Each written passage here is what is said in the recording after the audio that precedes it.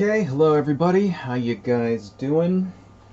So, welcome to Why I Hate the World, and this is our very extra special Halloween election special. But we're not going to be talking about Halloween monsters and stuff. We're going to be talking about a monster which is very much alive and real, which of course is Donald Trump. So that's what this entire episode is going to be about. Grading the Trump presidency. But before we do that, this here is the piece we've been working on for the last 4 or 5 streams, and I went ahead and just basically worked on it a lot, on my own time. And I think it looks pretty good. I think we're at a pretty good stopping point here. So this is the complete, piece so far. I went in, I put in a lot of like little highlights and things. Can't really see this entire thing on the I can't really zoom out far enough to make it look good. So, but yeah, I think it looks pretty good, I think for the fact that I haven't done anything in traditional media in about a decade, I think this turned out really well. So, trust me, you didn't really miss much, all I really did was just I did some highlights with some like white paint around, here and around there, stuff like that. And then I went in with a pen and kind of darkened in all of these areas behind here, that kind of thing, darkened in line work, etc., etc. So didn't really I didn't really do anything that was very interesting. It was actually rather boring, and I don't think it would have made a good stream. And besides the fact, I'm just kind of tired of this anyway. I mean, we've been working on this for like this entire month. So anyhow, this is the complete image of our hobbit girl in the forest being surrounded by goblins or orcs or whatever, and I think it turned out pretty good. So yeah, we can put this one in the bag, and what I'll do is I'll put this up on my various social media sites if you want to see the whole thing, and maybe I'll make prints of it. If somebody wants a print, just let me know and I'll just send you one. I mean, I won't even charge you for it. I'll just go get a print someplace, and it'll be we'll make it a special bonus for people who actually watch the streams. If you want a print of this, let me know, and PM me or send me a private message, and I'll just send you a copy of it. Anyway, so I thought that turned out pretty well.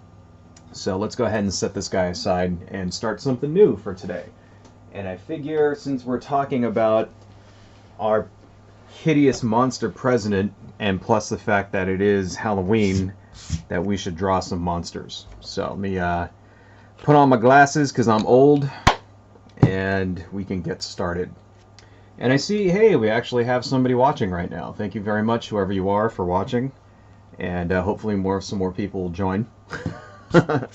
So, why am I taking an entire live stream, 2 hour, although this live stream is most likely going to be 3 hours because I've got a ton of material to get through, and why am I dedicating an entire live stream to Donald Trump? Well, because basically the election is on Tuesday, and I figure, I owe it to my country to do my part to try to communicate to people why we shouldn't vote for this person.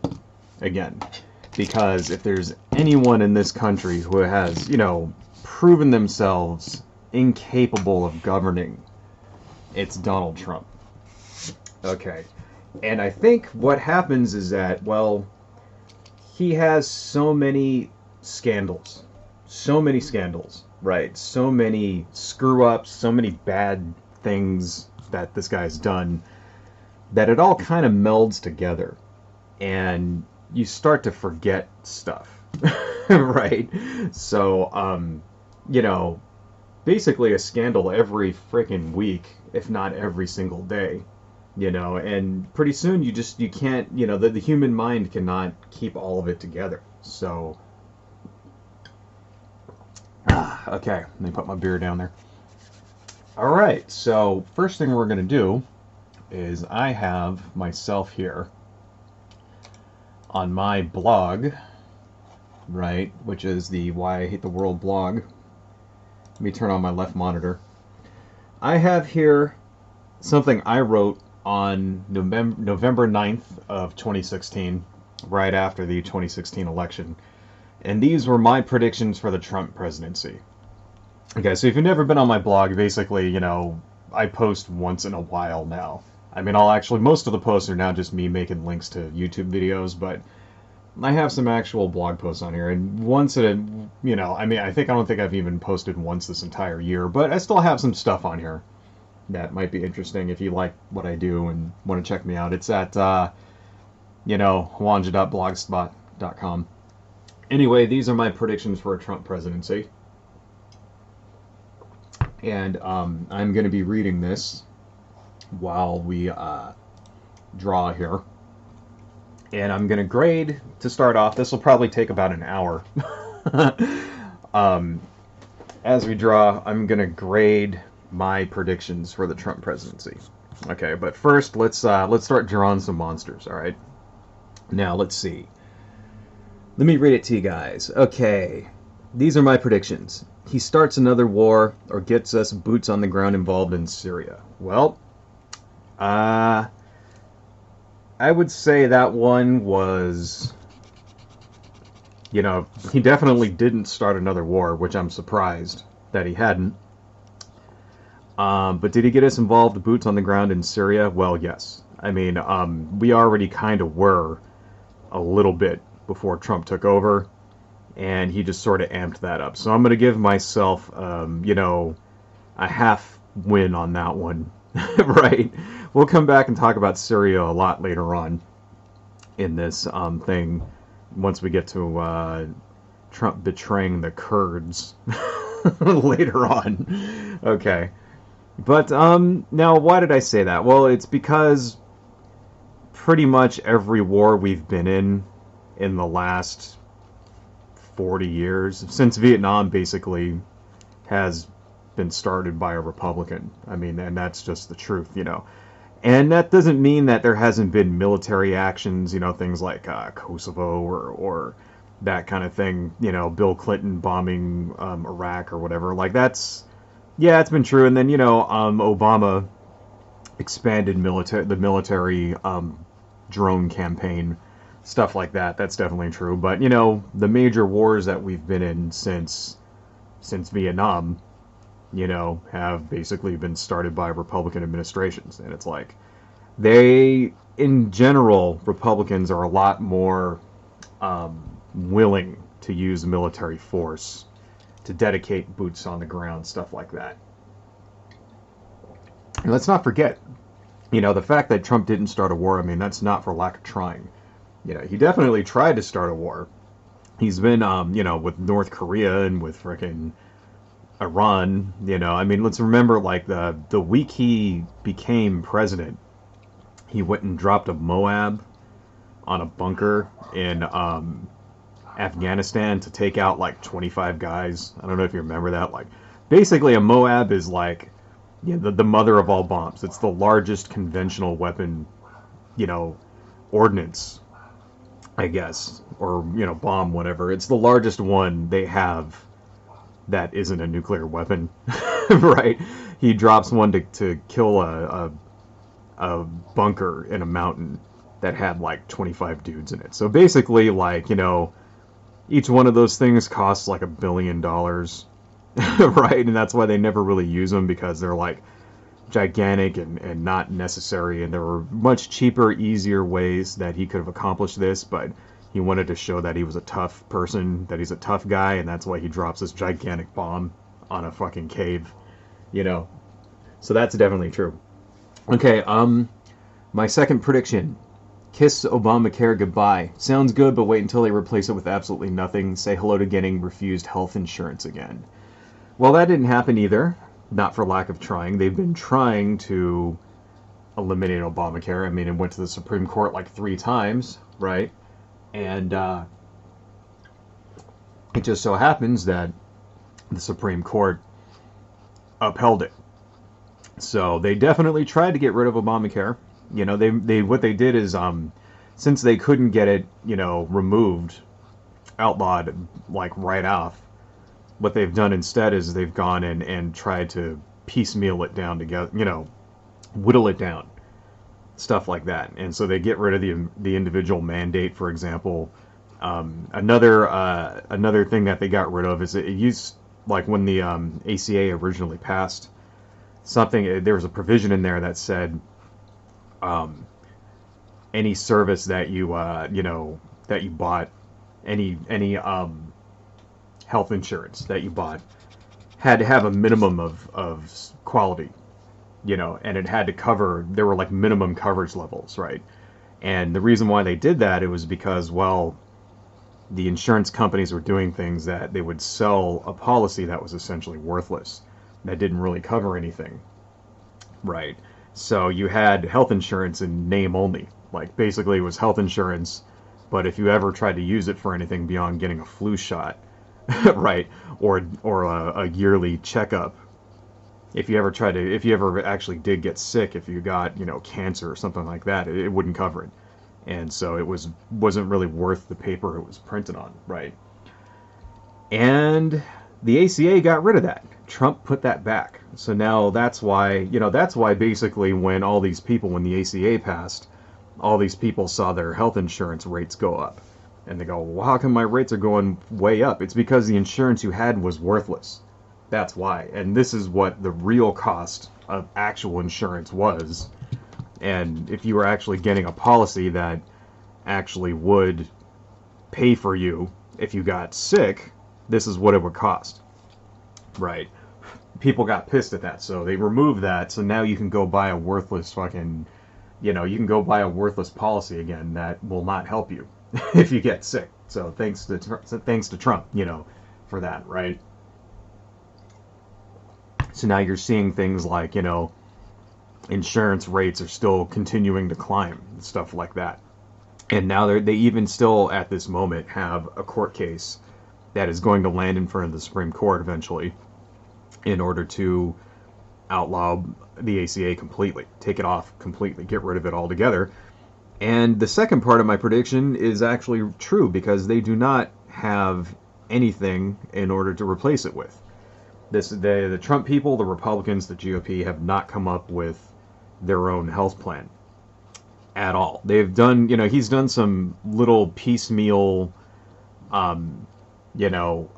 things like executive orders that have no teeth, right? There was an executive order about lowering prescription drug prices that basically has no teeth to it and has no actual legal bearing and will have no effect on prescription drug prices, right? Shit like that. Like, so they don't have a plan. So that part I actually grade myself, an A+ on that one. Okay. Let's see, third one I have here, and I'll put links to this and all of the, everything, of course, will be in the description after the video publishes, right, after the stream publishes. I will put links to all this stuff, including my Trump predictions for his first and hopefully only term. Right. Okay, my third prediction. Taxes are going down for rich people, up for poor people. That most definitely happened. The Trump tax cut most definitely cut taxes for the super rich and raised them on poor people. Raised them on the middle class, I should say. Which includes me, right? So there are certain things that you're not allowed to take off of your taxes anymore. Things like, they restricted the number of business exemptions you could take. You used to be able to take stuff like the interest on your mortgage off your taxes. You can't do that anymore, thanks to Donald Trump. So now the tax burden has shifted. And whereas, rich people are now paying less, and people who are, in the middle class and the poor people are paying more, thanks to Donald Trump. So that's A+ on that one, right? And that was easy.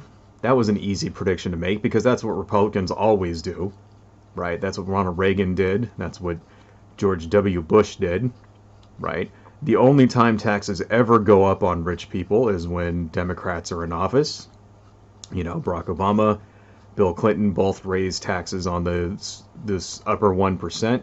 So if you want rich people to pay more taxes, and because they, are rich and have the money, and they should be paying taxes, and if you want poor people to not be paying taxes, then you should examine that, record and vote accordingly. All right. Okay, what else we got here? 1, 2, 3, 4, 5. My fifth prediction: we'll see a ridiculous mini scandal every week or so when President Trump either fucks up, insults someone, or doesn't understand a fundamental function of government. Yep, that definitely happened.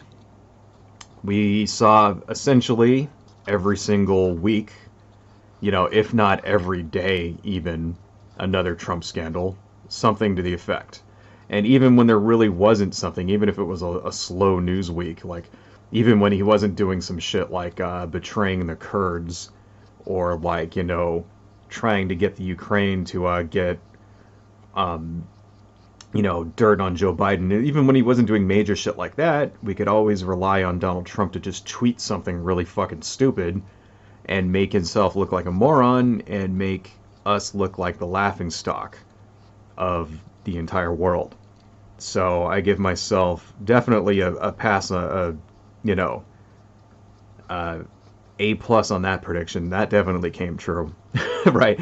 Later on in the stream, I'm going to show you guys a page of Donald Trump's scandals. And it is so long, so much shit has happened, and so much of it has happened that, people forget. I mean, I myself forgot 90% of these things. Because like I said at the beginning of the stream, the human mind can only, remember so much.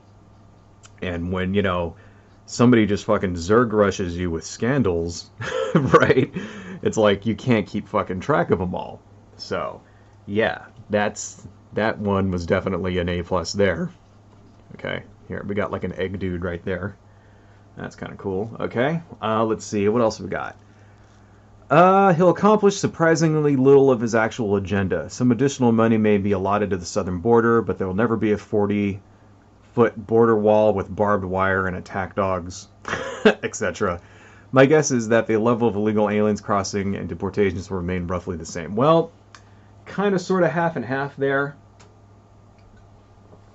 The wall did not get built. We'll come to that in a minute too.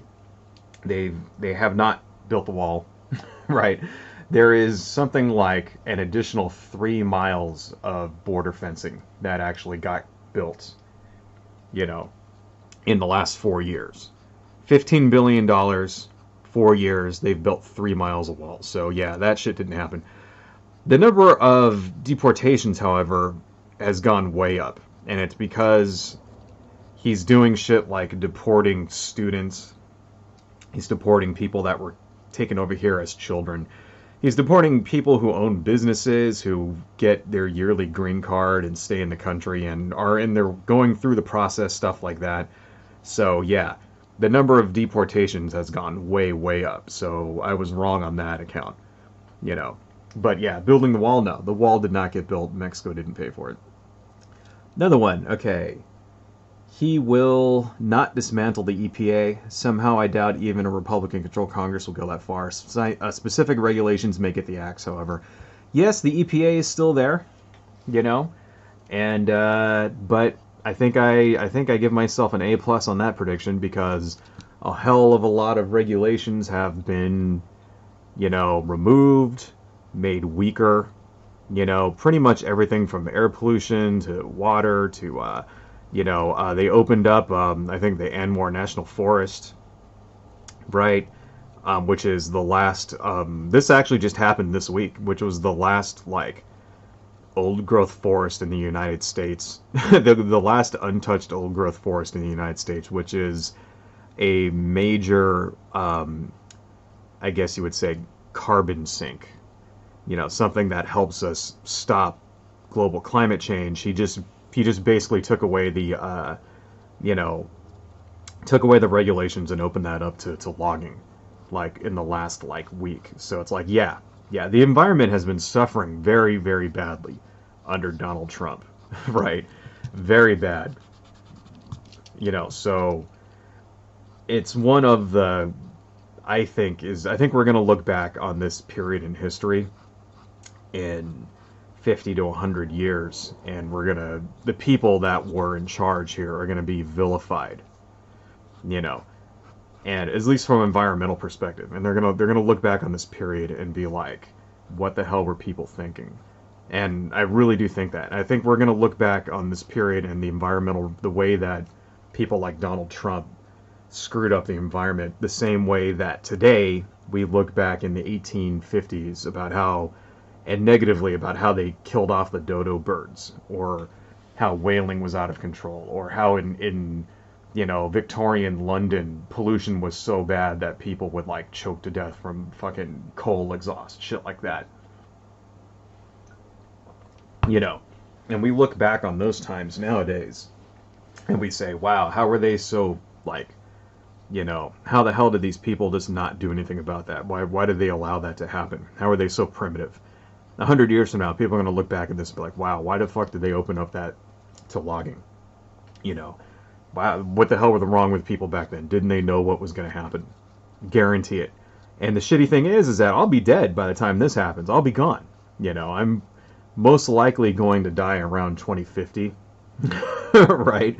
If, going by just purely by life expectancy, around 2050, if I'm lucky, 2060, I'll be gone, But by that point, it's going to be like, I can't even imagine how fucked up the environment's going to be in another 40, 50 years. I mean, I don't even fucking know. Anyway, that is a subject for another video. In fact, we could do an entire live stream just on environmental damage in the last, 10 years alone. Right. Suffice to say, it's not a pretty picture.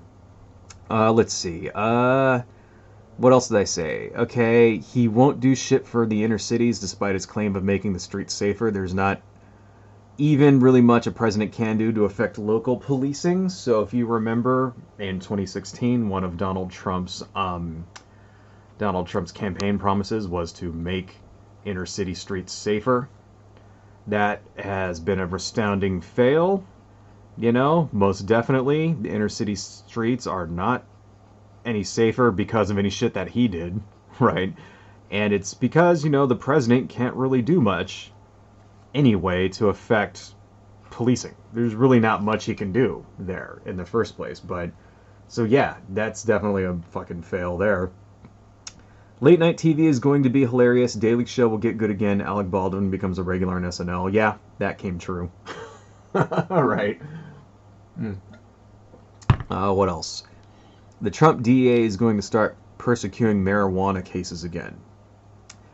It'll take a groundswell to keep weed legal in those states that have passed legalization. Yeah, maybe not so much. You know what? Let me put in the chat a link to what I'm reading. So you guys at home, oh hey, I see some people are chatting in the thing. JL Power. JL Power? Wow, what's happening, man? Anyway, hey, so I'll read some of the comments at the end of the stream, probably the last 30 minutes of the stream, so I'm not ignoring you. Just want to let you know that I will get to it eventually. But hey, if you want to read the thing that I'm reading, it's in the chat here. That's the link to my Trump predictions. That's what I'm reading right now. So I'm about halfway down. Anyway, thank you for joining, though, JL Power. That's really cool, man. Thank you so much for joining. Okay, anyway. So yeah, getting back to my predictions here.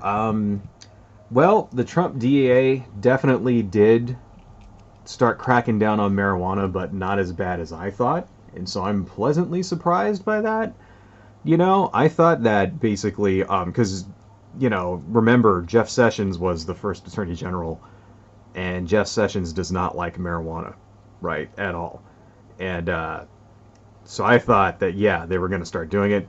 There have been some moves against, legal marijuana in the various states that have legalized it.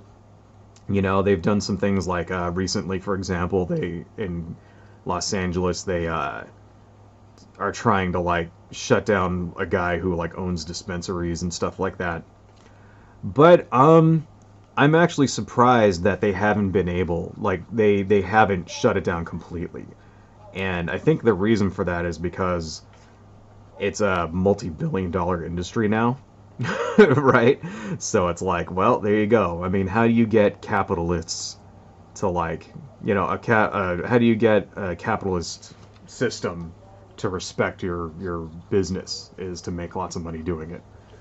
So now what it is, they're trying to get pieces of the pie there. So, yeah, I think the ship has sailed on that, and I don't think that they're going to be able to stop it anymore. But 4 years ago I wasn't so sure. So I would have to give myself that one was a failure on my part. That one was not accurate at all, and I'm actually surprised. I'm pleasantly surprised by that. You know, I don't even really smoke marijuana anymore. I did for a while, and I currently in my freezer, like I said in the last stream, I have like a ton of it in my freezer. Right? I have more now in my freezer than I will ever like. It's like a lifetime supply. There's so much of it because it's like legal now. It's like, all right. I mean, that's awesome. I mean, I'm not selling it to nobody, so fucking very happy about that. I think it's just the fact that I can own it, legally. And if I felt like it, I could go roll myself a joint or whatever. I think that's like the cool part about it. Anyway, moving on. So yeah, that one, a nice pleasant failure on my part on that one. Let's see. Let's give this little devil guy a tail. I don't know how well you guys can see this. Let me turn down this light a little. But I'm basically just like drawing stuff in pencil, and then we'll start inking, as we go on. Okay, my next prediction, Trump will get caught somehow in a scandal with a shitload of money. My guess is that it will be redirecting leftover campaign funds into his personal accounts. He's too fucking greedy to not take advantage of the office of president for personal gain.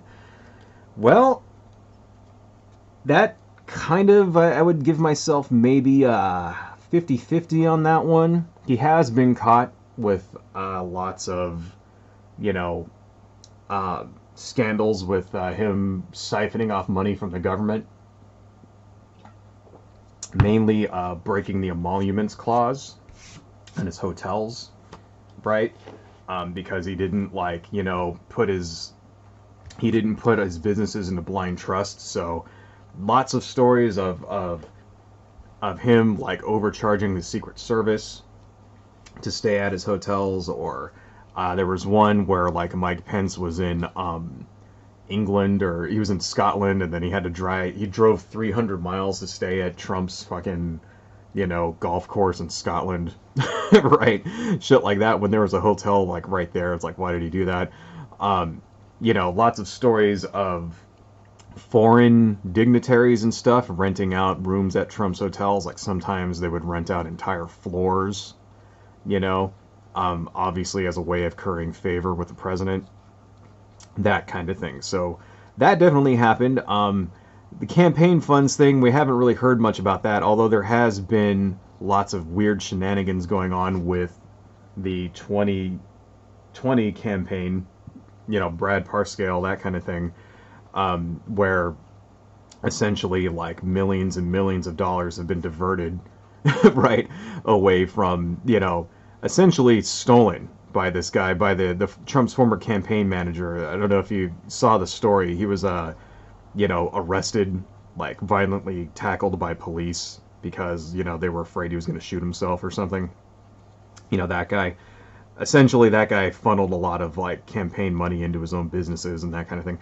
So the ship is like not sailed on that, though. I still do think that one day we're gonna find that some of that money made its way into Trump's own pockets. I know that there was another scandal about how he would overcharge people from his own campaign to stay at his hotels, right? So maybe that kind of counts, kind of, sort of. So I'd say that halfway came true. Okay. Okay, fourth from the bottom. This one about impeachment.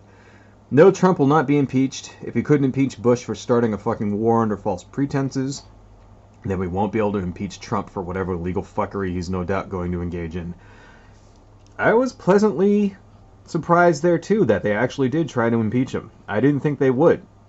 The reason why I didn't think they would is because the Democrats are weak and they don't know how to play hardball, and I didn't think they would actually try to impeach him. I mean, if there was any president up until Trump that actually had a case for impeachment, it was George W. Bush for fucking starting a war and, you know, manufacturing evidence, right, and lying to the American people. I don't know if you guys remember that, you know, Colin Powell going up in front of the United Nations and giving all of this horse shit about like mobile weapons labs and all that stuff. That should have been impeachable right there, right?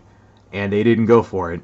And it's like, well, I guess basically what happened was the Trump and his you know, strong arming the Ukrainian government into digging up dirt on Joe Biden was just too blatant, and they couldn't ignore it. So he got impeached for that, right? Now remember, you know, impeached doesn't mean convicted. So, but I said impeached. I didn't say impeached and convicted. So I guess I was wrong about that one. I didn't think that would happen, but it did. So there you go. Okay, third from the bottom. This one's about Hillary Clinton. No, Hillary Clinton will not be imprisoned. There has to be, like, evidence of a crime and such before that can happen.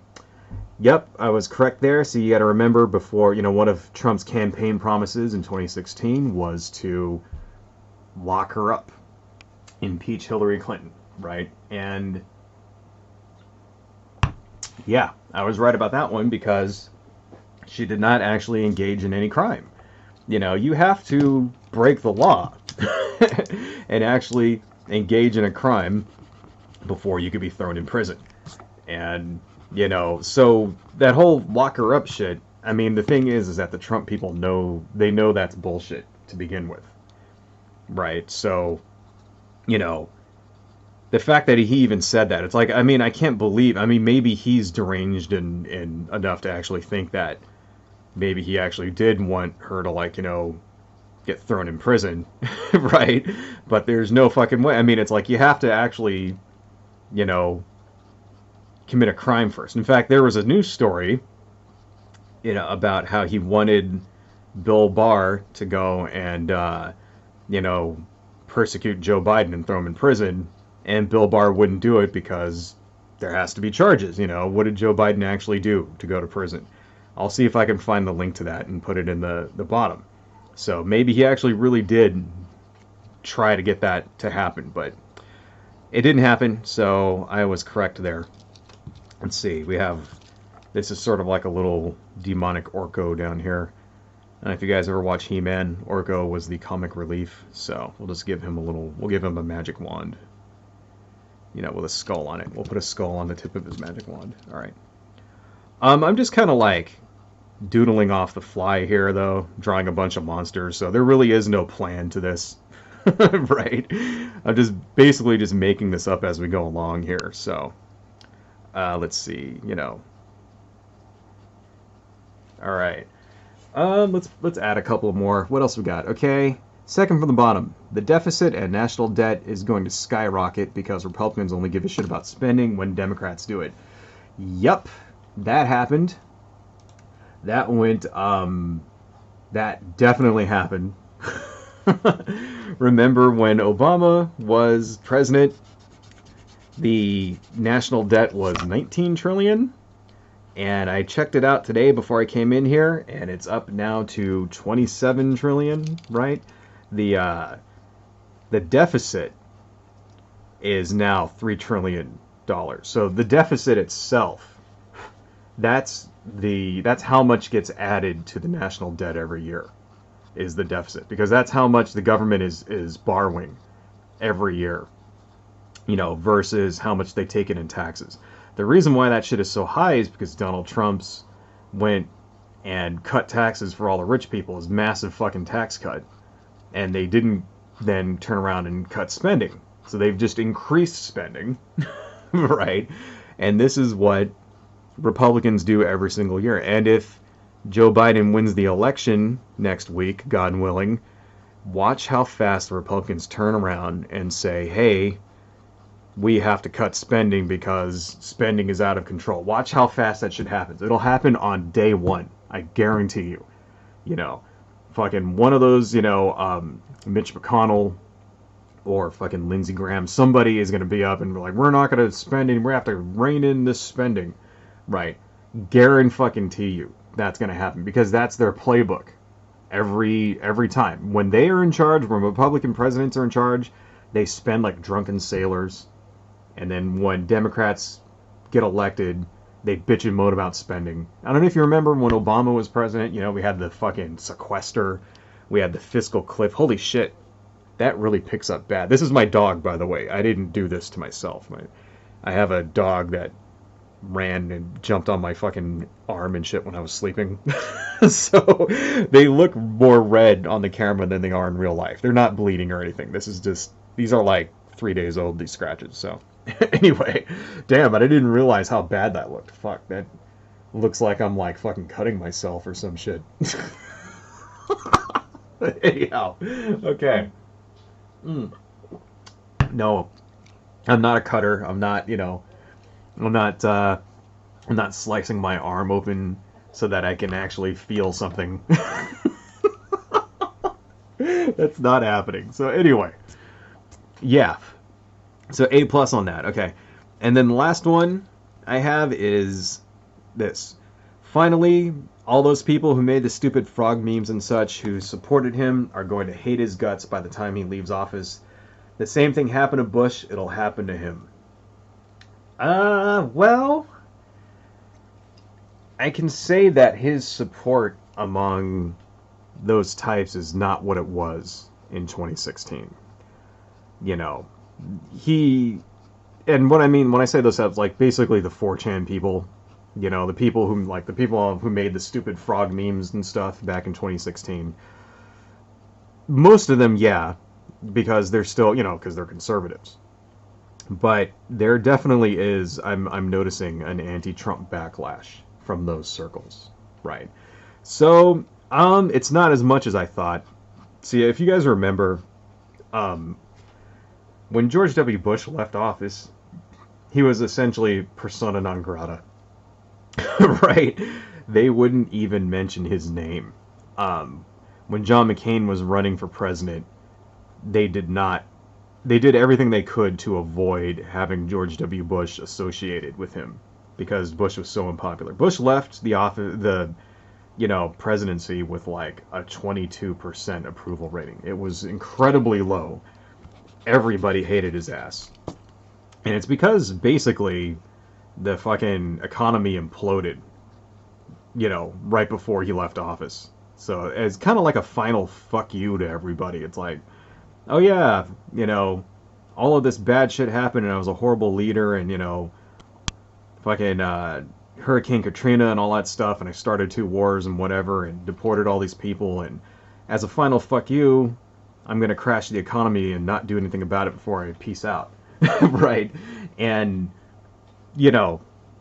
that in no small part contributed to Barack Obama getting elected. Right? Now you got to keep in mind that most incumbent presidents over the last 50 years have been reelected.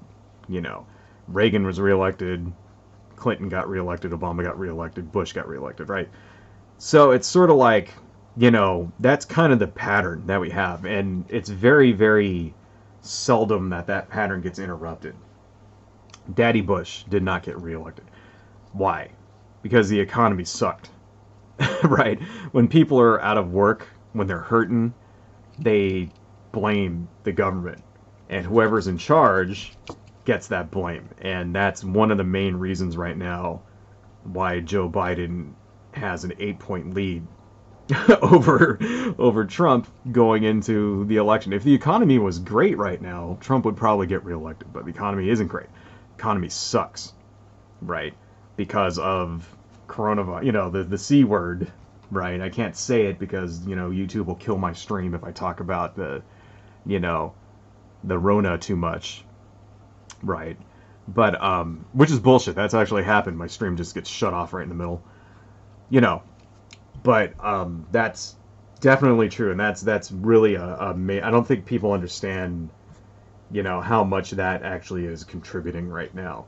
I really do think that if the pandemic didn't happen and the economy actually was decent, then Trump would be God stomping Joe Biden right now, and he's not. So who knows? I mean, I'm not saying he's not going to win. He could win, and God fucking willing, he loses. I hope he fucking loses. But you know, nobody has a crystal ball, so we don't know what's going to happen. Even if all the signs are pointing towards a overwhelming Biden victory, you know, you don't want to. We saw what happened in 2016. We don't want to be counting them chickens. So, you know, if you haven't voted yet, go out and fucking vote.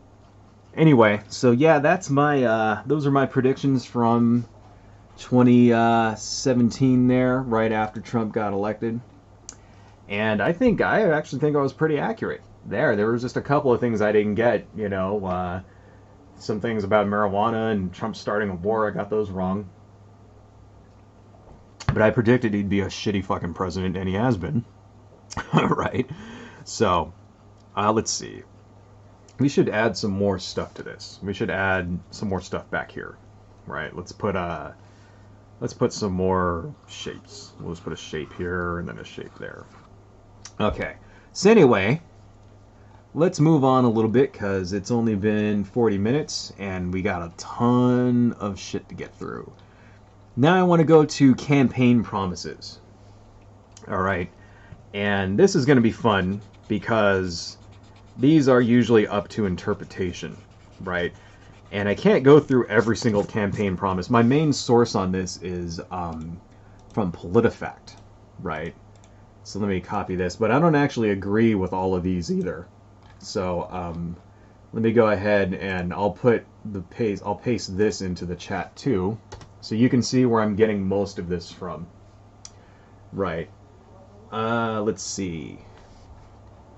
So I'm not going to cover every single one of these because, you know, as you can see on this page, there's just like, you know, 100 Trump, you know, campaign promises. But I chose the ones that I think were pretty high profile to talk about. So first one, which was probably the main promise of his campaign, was to build a wall along the southern border and to have Mexico pay for it.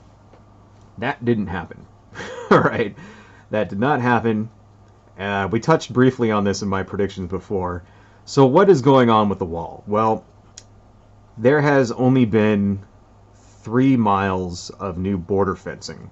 First off, it's not a wall, it's a fence. Okay, so when they say the wall, it's going to be 40 feet long. This is Trump, what he actually said that shit. It's going to be like this huge impregnable wall, and it's going to be 40 feet tall, and you're not going to be able to climb over it. Maybe a rope. I remember one time, like, he said, maybe a rope, right? So, yeah, that did not happen. They've only actually built 3 miles of wall, right? There was already 654 miles of barriers along the southern border. There's now 600 as of July of this year, 657. So they've built 3 miles, right? So what did they use all that money for? Because if you remember, Trump actually took money from the military, illegally I might add, in order to build his wall. Well, what happened to all that money? Well, what they've been doing is replacing existing barriers with Trump's fence, right? Which, if you haven't seen this fence, it's like basically a fence with slots in it, and it's like being installed really crappily. It's like blowing over in the wind. It's a fucking joke, right? Like, there's videos of like the wind blowing too hard and this fucking fence falling over. So he's been doing that. And the thing is, he can't really build too much of it because a lot of the land down there is privately owned. So every time they need to build on private land, they have to go through an eminent domain case, and all this shit has to happen, blah, blah, blah, blah, blah, you know.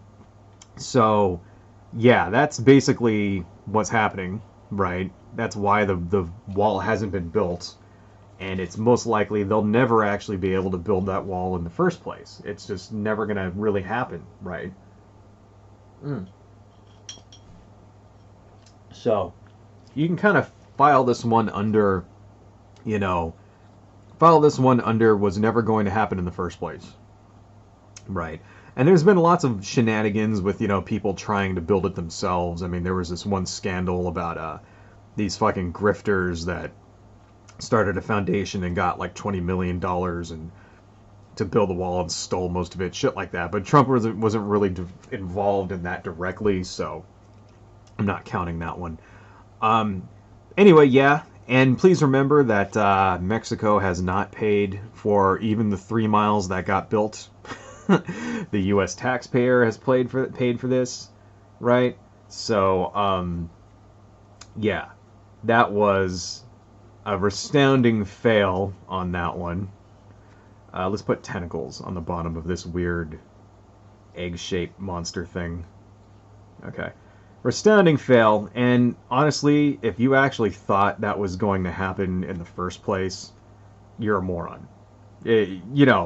Seriously, people, like, if you actually really thought that he was going to build, 1,000 miles of border fencing along the southern border, and he was going to make another country pay for this, you were an idiot. And you really should understand when politicians are lying to you, right? You should really sharpen your bullshit meter in order to, like, understand when you're being fucking hoodwinked, Anyway.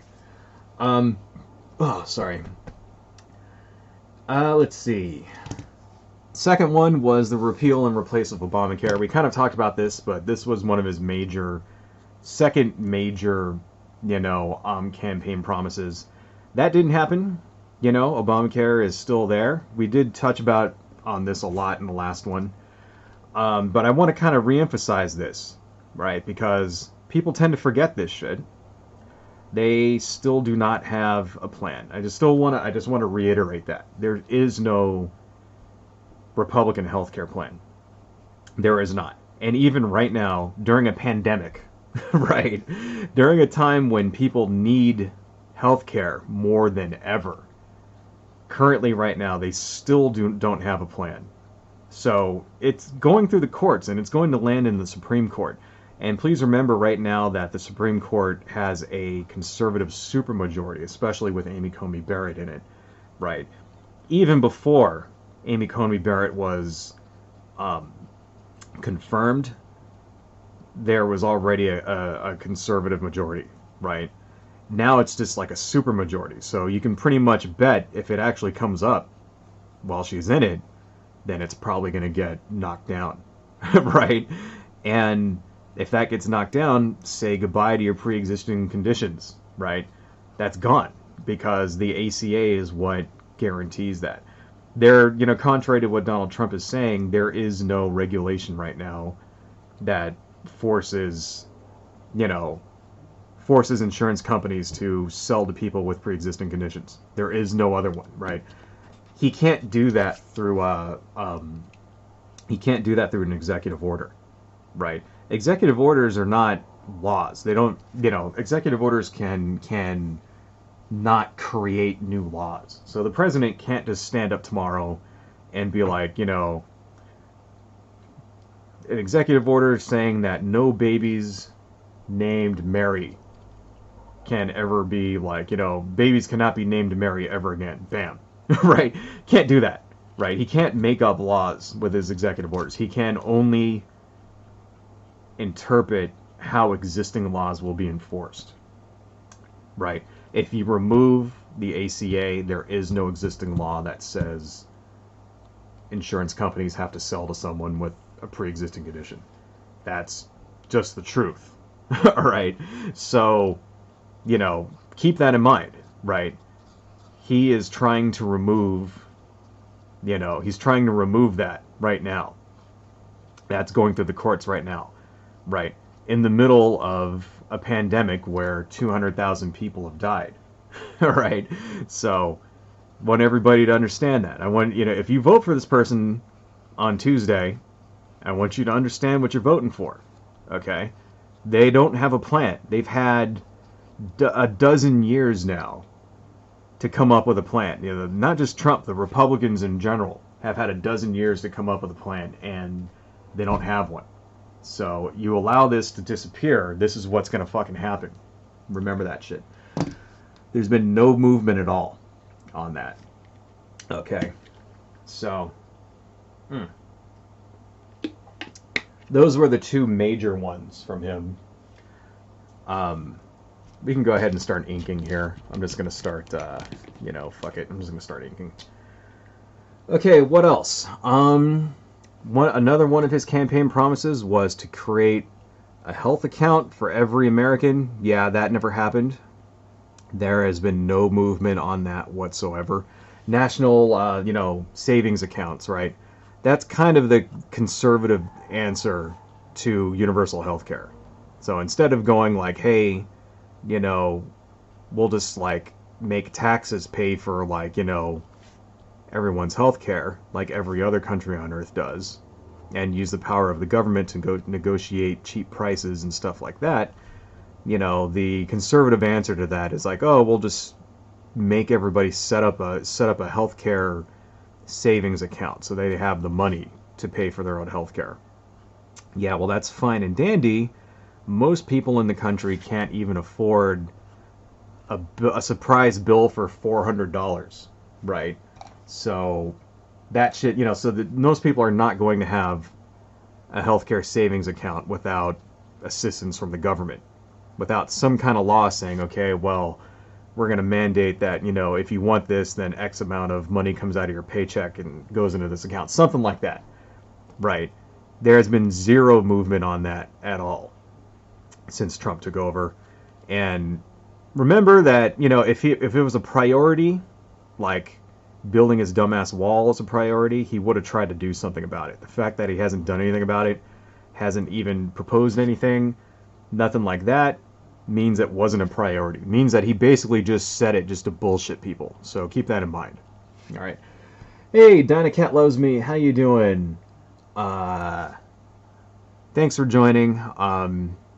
And like I said before, go ahead and post stuff, and I'll read it at the end of the stream. So if you want me to talk about something, we'll take the last half hour of the stream to address some reader comments. But I have a lot of shit to get through, so it's already been an hour. God damn, like, I notice these streams pass really fast when I actually have stuff to, like, talk about. The streams fucking haul ass. And when I'm, like, making shit up to talk about, they seem to, like, crawl. You know what I mean? So, anyway, moving on.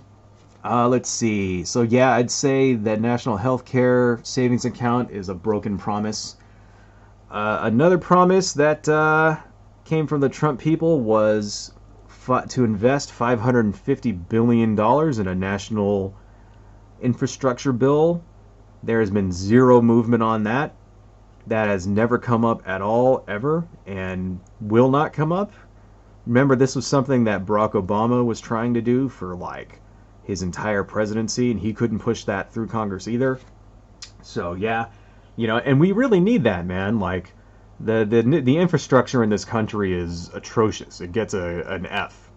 We have basically things like, they call it, painted rust is what we've got in the United States. Bridges that are, date back to the 1930s, dams and bridges and things that were built almost 100 years ago.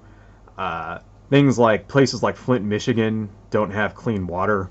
Still after like fucking like 5 years, that shit's still happening, and it's because of the shitty infrastructure, because they don't have the money to fucking replace the water, right? The state's not gonna fucking pay for it. Remember, the Flint, Michigan water thing was because of a Republican governor decided that he was gonna like say, it wasn't even a governor, it was a appointed controller. Appointed county controller, I think is what it was. A guy who basically was unelected, who decided like, oh, I'm gonna save some money by making this neighborhood in Flint drink shitty water.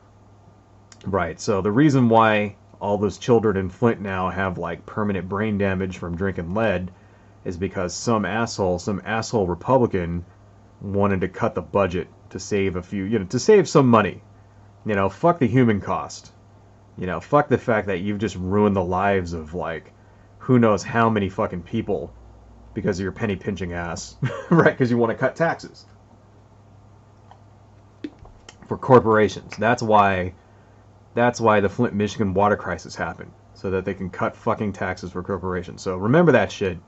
If you live in Michigan, remember who you're voting for. Anyway, that never happened. Let's see. He broke that promise. He also wanted to guarantee 6 weeks of paid leave for every worker in America. That was something Donald Trump said. Zero movement on that. That was never going to happen anyway, you know, because Republicans don't give a shit about workers, so forget it. You know, I don't even know why the fuck he said that. I think that was just some fake populism or some shit. Right. Moving on. He wanted to cut spending by 1% a year, which is laughable when you look at what actually happened and how much spending has increased. And anybody who's even paid a moderate amount of attention to politics in the last 20 years should have known that claim was going to be bullshit. What else we got? Mohammed Listak Hussein. Hey, what's happening? I will read your comments later on, but thank you for joining, Mohammed. And yeah, I'll get to your comments at the end of the stream, dude. Thank you. I see you're actually posting about important shit. I'm actually going to come to that, the Muslim ban, too, so, and immigration. That's on the list of subjects to cover here, so thank you for joining. Anyway, yeah, that wasn't going to happen. And then he said he wanted to balance the budget. The budget has never been balanced, and they haven't even tried to balance it in the last 4 years. That was a joke. Instead, the Republicans have just basically been spending like drunken sailors, because that's what Republicans do when they're in charge. They run up deficits, they run up the debt like crazy. And I think we just talked about this, you know, but it bears repeating. And then when Democrats get in charge, they suddenly turn into fiscal conservatives. And it's a joke, it's a ploy, it's Republican GOP 101, you know. Let's see. So that there was basically those. There was no movement on any of those at all. These are ones that he just straight up broke the promise, and not all of these are ultimately bad. So he promised to not make cuts to Medicaid, which is a federal, you know, Medicaid is a federal program to give people health care. It's basically like the Fed pays some and the states pay some. It's different than Medicare, right? And that, not exactly true, you know, because what they did is they put a thing for work requirement waivers, right? Basically saying, okay, well, the states can require you to have to look for work in order to get Medicaid, which is essentially a cut. So that basically means that, you know, any particular state can be like, okay, well, if you're not trying to work, then you're not getting your Medicaid. Well, the thing is, a lot of people who are on Medicaid are essentially people who can't work because their medical conditions don't allow them to. Things like people who are like paralyzed, stuff like that, you know, people who have, debilitating chronic illnesses which prevent them from holding normal employment, you know, paraplegics, stuff like that, people who have no arms and legs, people who have like chronic fatigue and just can't fucking move, right? That kind of shit. People who have like cancer and are like bedridden, you know, those are people who are on Medicaid, essentially, right?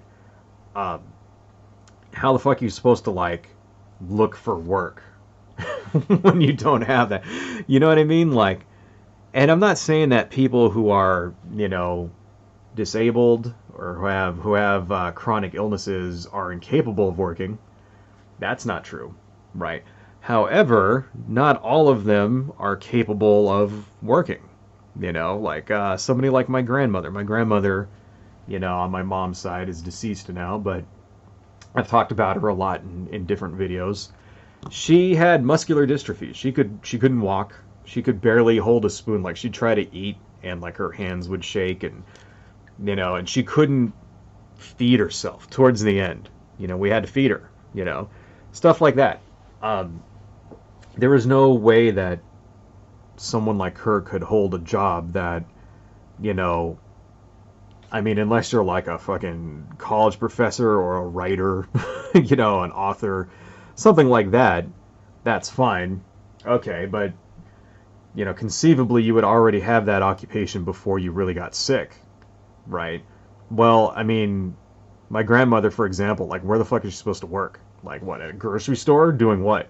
You know, like, what the fuck is she gonna do? She can't, like, get up, walk around, pick things up, put things on a shelf. You know, it was not possible for her. So that this pen is too thin. I think we'll go back to the thick pen. Right. It wasn't possible for her. So it's like, how, you know, in this situation, how would she even try to look for a job? She can't even, like, go outside to a fucking place and, like, get you know, get a job application or apply for it online, right? Like, so it's basically just a way for them to be like, okay, well, it's basically, oh, these sorts of work requirement waivers. It's a way for Republican governors to steal Medicaid money. That's what it is. Because they go, okay, well, Medicaid, the money goes down by this much. It's not being used by it, so we can use it for something else. And it goes down because the people, you know, because now you put these requirements on there, and this many people can't actually look for work, so they don't make that requirement, so they don't get Medicaid anymore. It's bullshit. It's bullshit. So when you see these things, that's what it is, you know. And 6 red states, by the way, have taken advantage of that. So, shit, this pen's running out. If this looks a little shitty, it's because the pen's starting to die on me. But this other pen is like, this one's too thick. Oh, well, I could go back to the thick one, I guess. Fuck it, I'll just have to be really, like, careful with it. Anyhow, you know, you work with what you got, right, folks? All right, so let's see here. Anyway, moving on.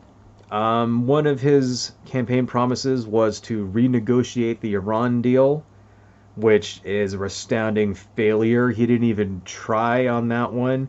You know, he was all ready to fucking, like, abandon the Iran deal, the Iran nuclear deal, which, you know, was one of the crowning achievements of the Obama administration.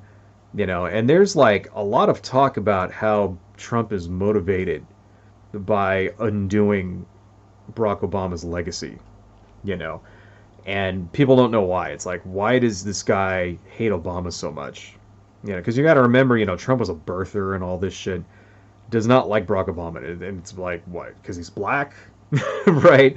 Who knows, right? I mean, he's got like a persecution complex over Obama. He thinks, you know, claims Obama was spying on him and Obamagate and all this shit. And it doesn't, you know, none of that's real, right? So it's like, well, fucking, one of the things he can do is basically try to reverse everything positive that came out of the Obama administration. One of those positive things was the deal with Iran where they would, like, stop pursuing a nuclear weapon. You know, Trump threw that right out the window. His promise was to make a better deal, even though the deal we got was fine, right? And so he nixes the deal and then just never negotiates another one. It's like, just lets it expire. And it's almost kind of like he wants to start a war with Iran. You know, gee, I mean, maybe, you know, what's the ulterior motive here? Right?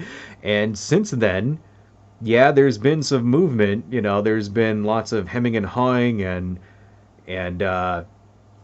you know, power plays and shit going on between us and Iran. Thankfully, it hasn't resulted in an actual war, you know, but if this motherfucker gets elected again, you know, comes back, has another 4 years, who knows what the fuck is going to happen. So keep that in mind. Took a perfectly good peace treaty, tore that shit up unilaterally. Remember, the Iran deal was between multiple countries, not just the United States, but also, you know, Europe and Russia and France and all this shit, right? Tore that up, fucking unilaterally ditched it, and because of that, tensions with Iran have risen, and there very well is a possibility that within the next 4 years, if he's reelected, we could actually be in a war with Iran, because Donald Trump is a vindictive asshole. So anyway, yeah. That promise is a big, fat, fucking broken promise there. Another one, invest 20 billion towards school choice. No movement on that. That never happened. And that's actually not a bad thing, because school choice is where, people use taxpayer dollars to send their kids to private Christian schools and shit so that they can, like, fucking teach them that evolution is evil and shit like that. So like I said, not all of these are bad. So yeah, that never actually happened. I mean, he did put fucking, what the fuck is her name? The education secretary, right? I can't remember her name. The Amway wife, whatever. The education secretary is the wife of the guy who founded Amway, DeVos. I can't remember her first name. Anyway, and she's like done lots of things to like fucking, direct federal money towards private schools and shit like that. So that's kind of fucked up. But yeah, still $20 billion towards school choice, that never happened. So, not all of these are negative. It's positive that didn't happen. That's great. Because, taxpayer dollars should not be going to teach kids that, evolution is wrong. Right? That shouldn't be happening. Anyway, wanted to scale back the U.S. Education Department. That actually has kind of sort of happened, but, not in the way that he was promising. Right, so anyway, now there's a whole bunch of those that I put under a category called he was never capable of making this promise. So these are just basically bullshit promises that he like made on the campaign trail that were just never gonna fucking happen anyway, right? Among those is a pledge to grow the economy by 4% a year. Yep, that was never going to happen. The president doesn't have that direct a control over the growth of an economy. There are definitely things the president can do to fuck up the economy, which we will get to, especially when it comes to the trade war. But, the president can't just be like, economy grow, and then just have it happen, right? So yeah, that was just a bullshit promise to begin with. That was never going to fucking happen. Next one, bring back manufacturing. Same deal. There are policies that they can enact to encourage companies to come back, but they can't actually force anyone to come back to the United States. He could do some shit like raise taxes on companies that outsource jobs, if he wanted to. But, he's a Republican, so that's never going to fucking happen. Right?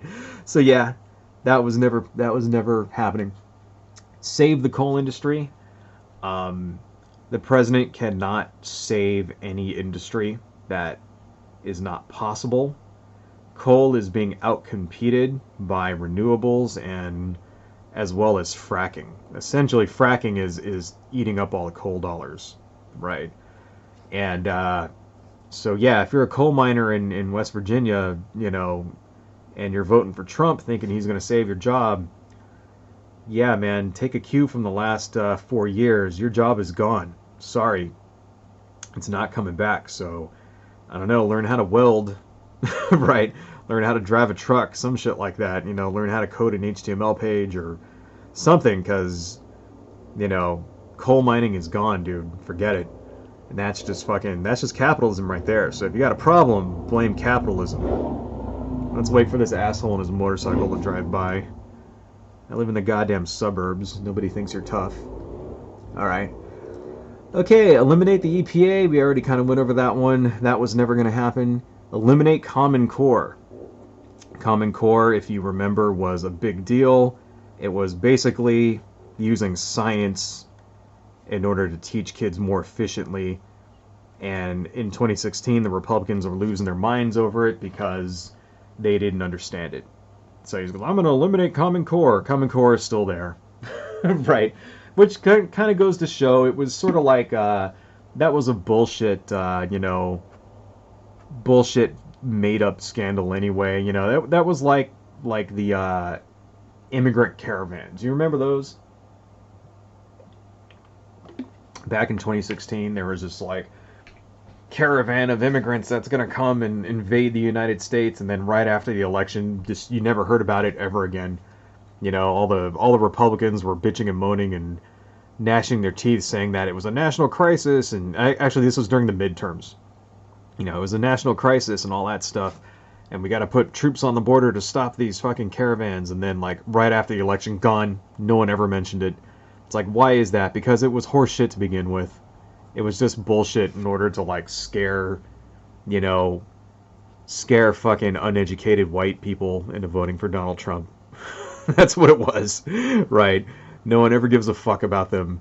So that's what, yeah, that's what fucking like, you know, eliminating Common Core was. It was just a horseshit issue in order to drum up support from fucking uneducated white people.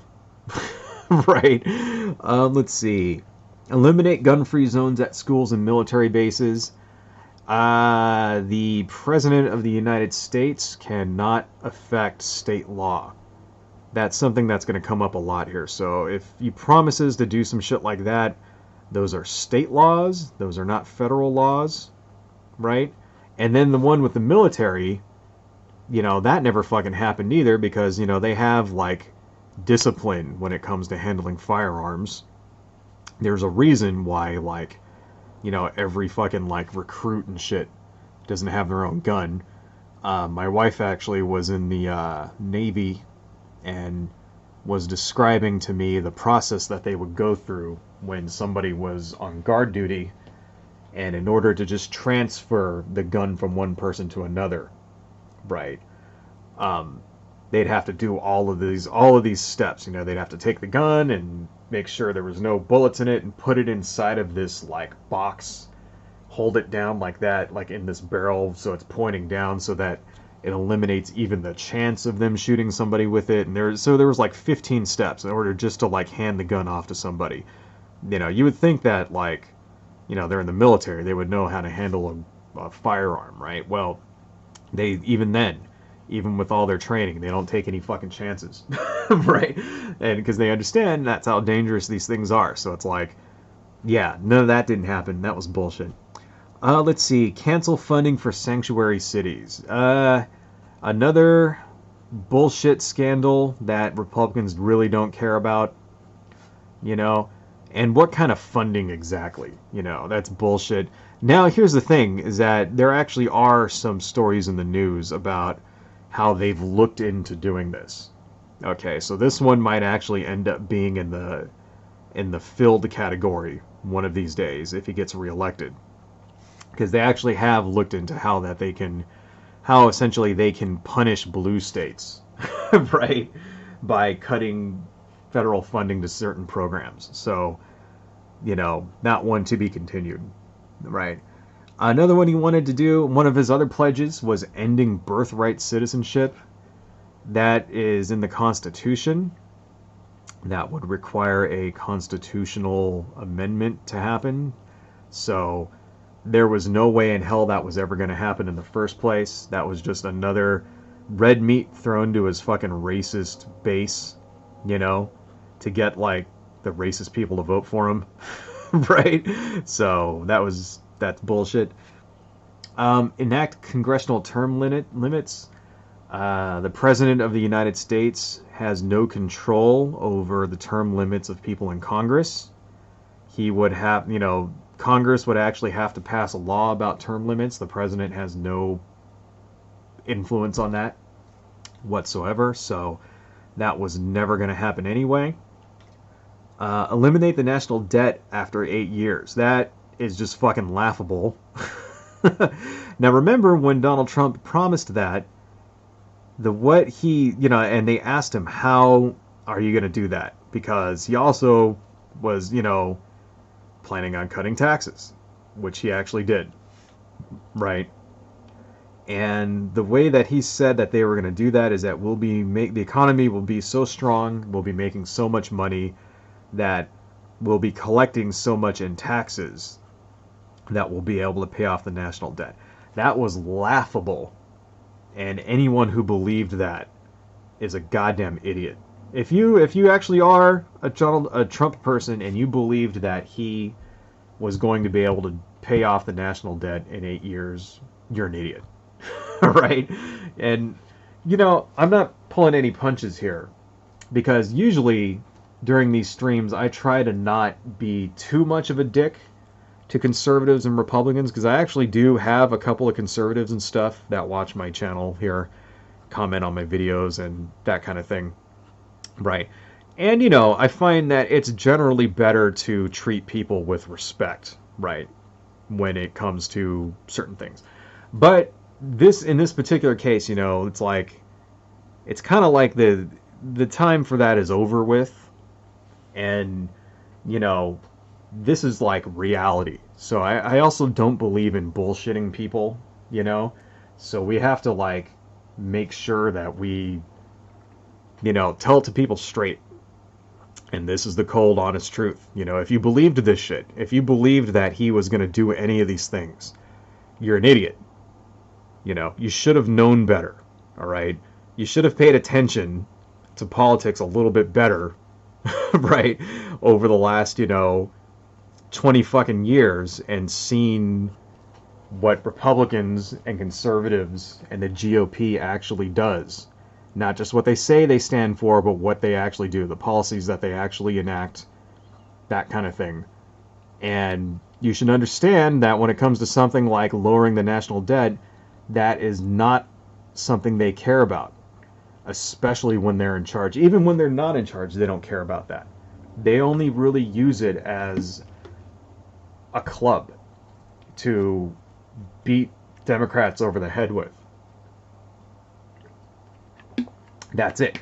That's the only reason they give a shit about the debt, so that they can use it as a weapon to get the stuff they want from Democrats when there's a Democratic president, you know, or the Democrats run the House or the Senate.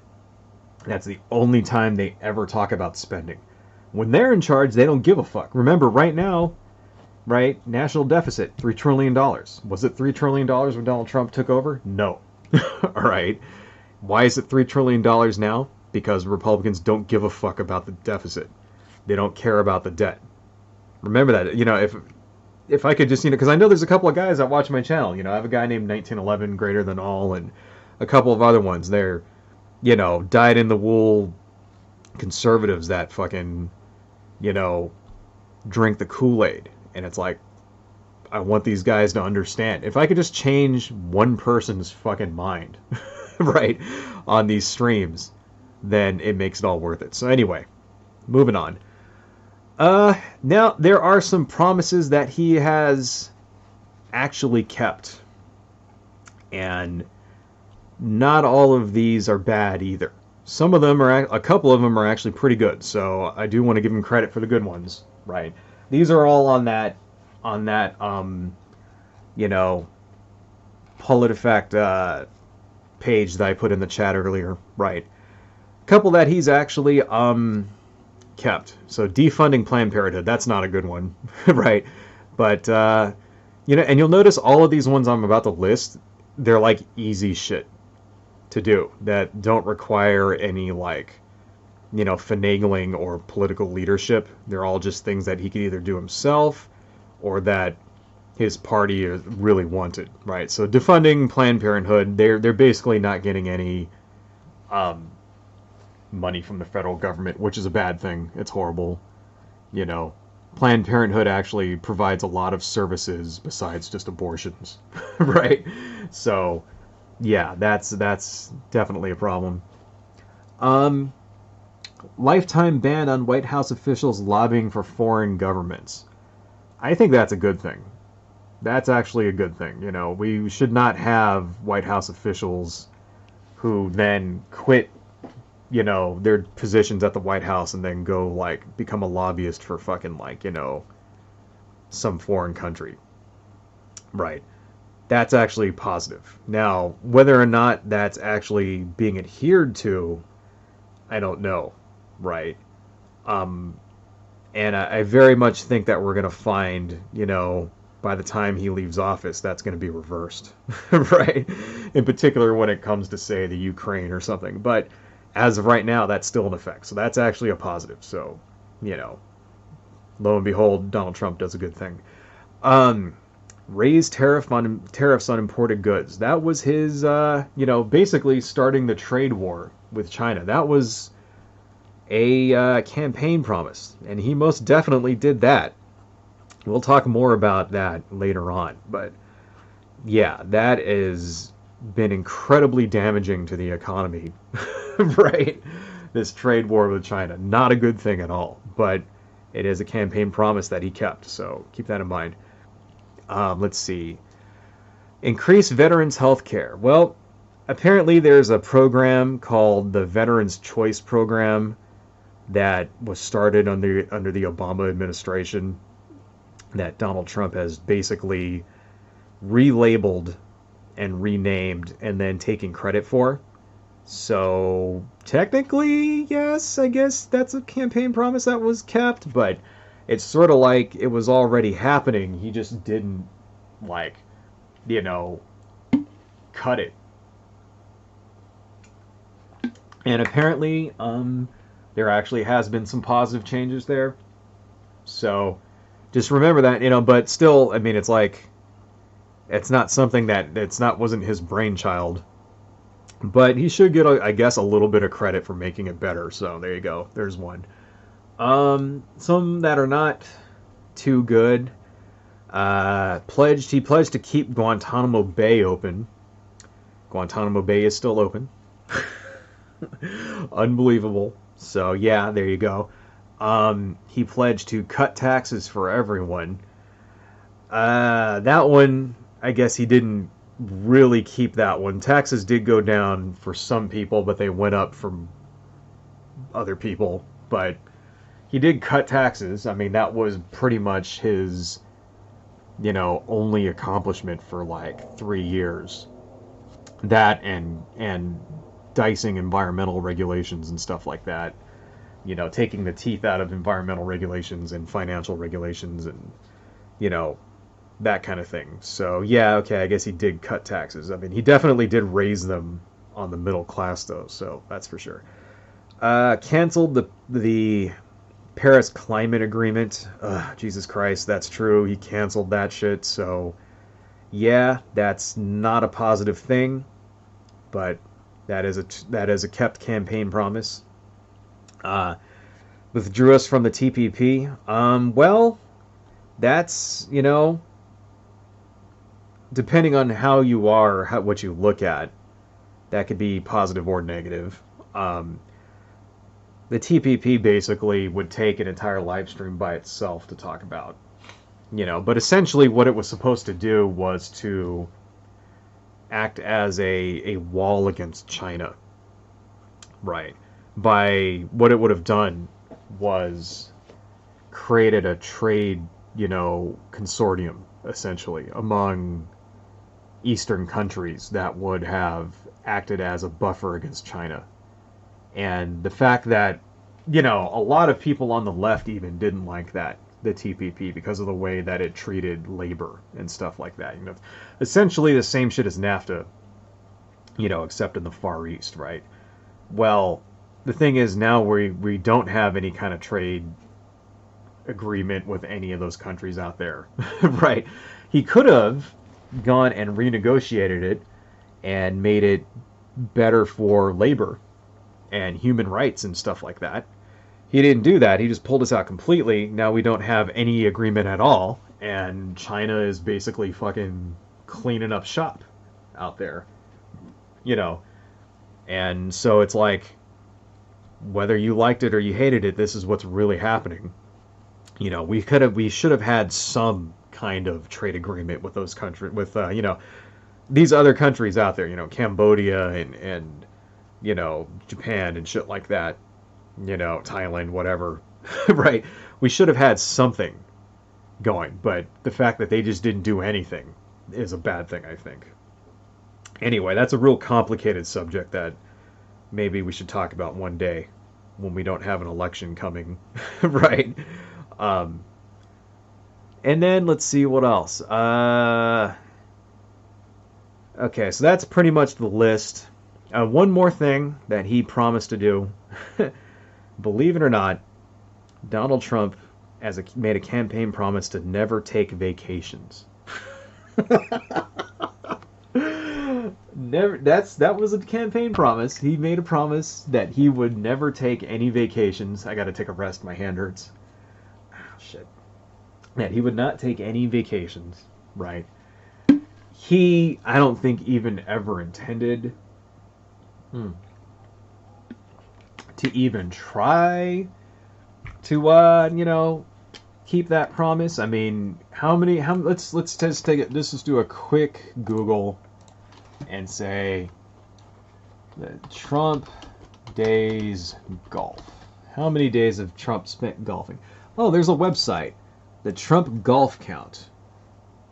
Let's see here, left monitor, let's turn that on. This is the Trump Golf Count. Trump has spent 283 days golfing. Daytime visits to golf clubs since inauguration, with evidence of playing golf on at least 140 visits. Okay, so even just 140, and this motherfucker played golf 140 times in 4 years. He's a goddamn president. There's important shit that he should be doing, right? He's out there playing fucking golf, and he has spent, to the taxpayer, Jesus Christ, is that $142 million? Oh my god. Oh my god. Unbelievable.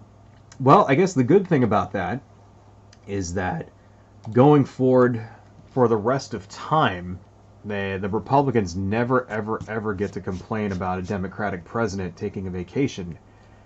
Ever. For the rest of time. I don't know if you remember, they would, every time Obama would go play golf, the Republicans would lose their minds.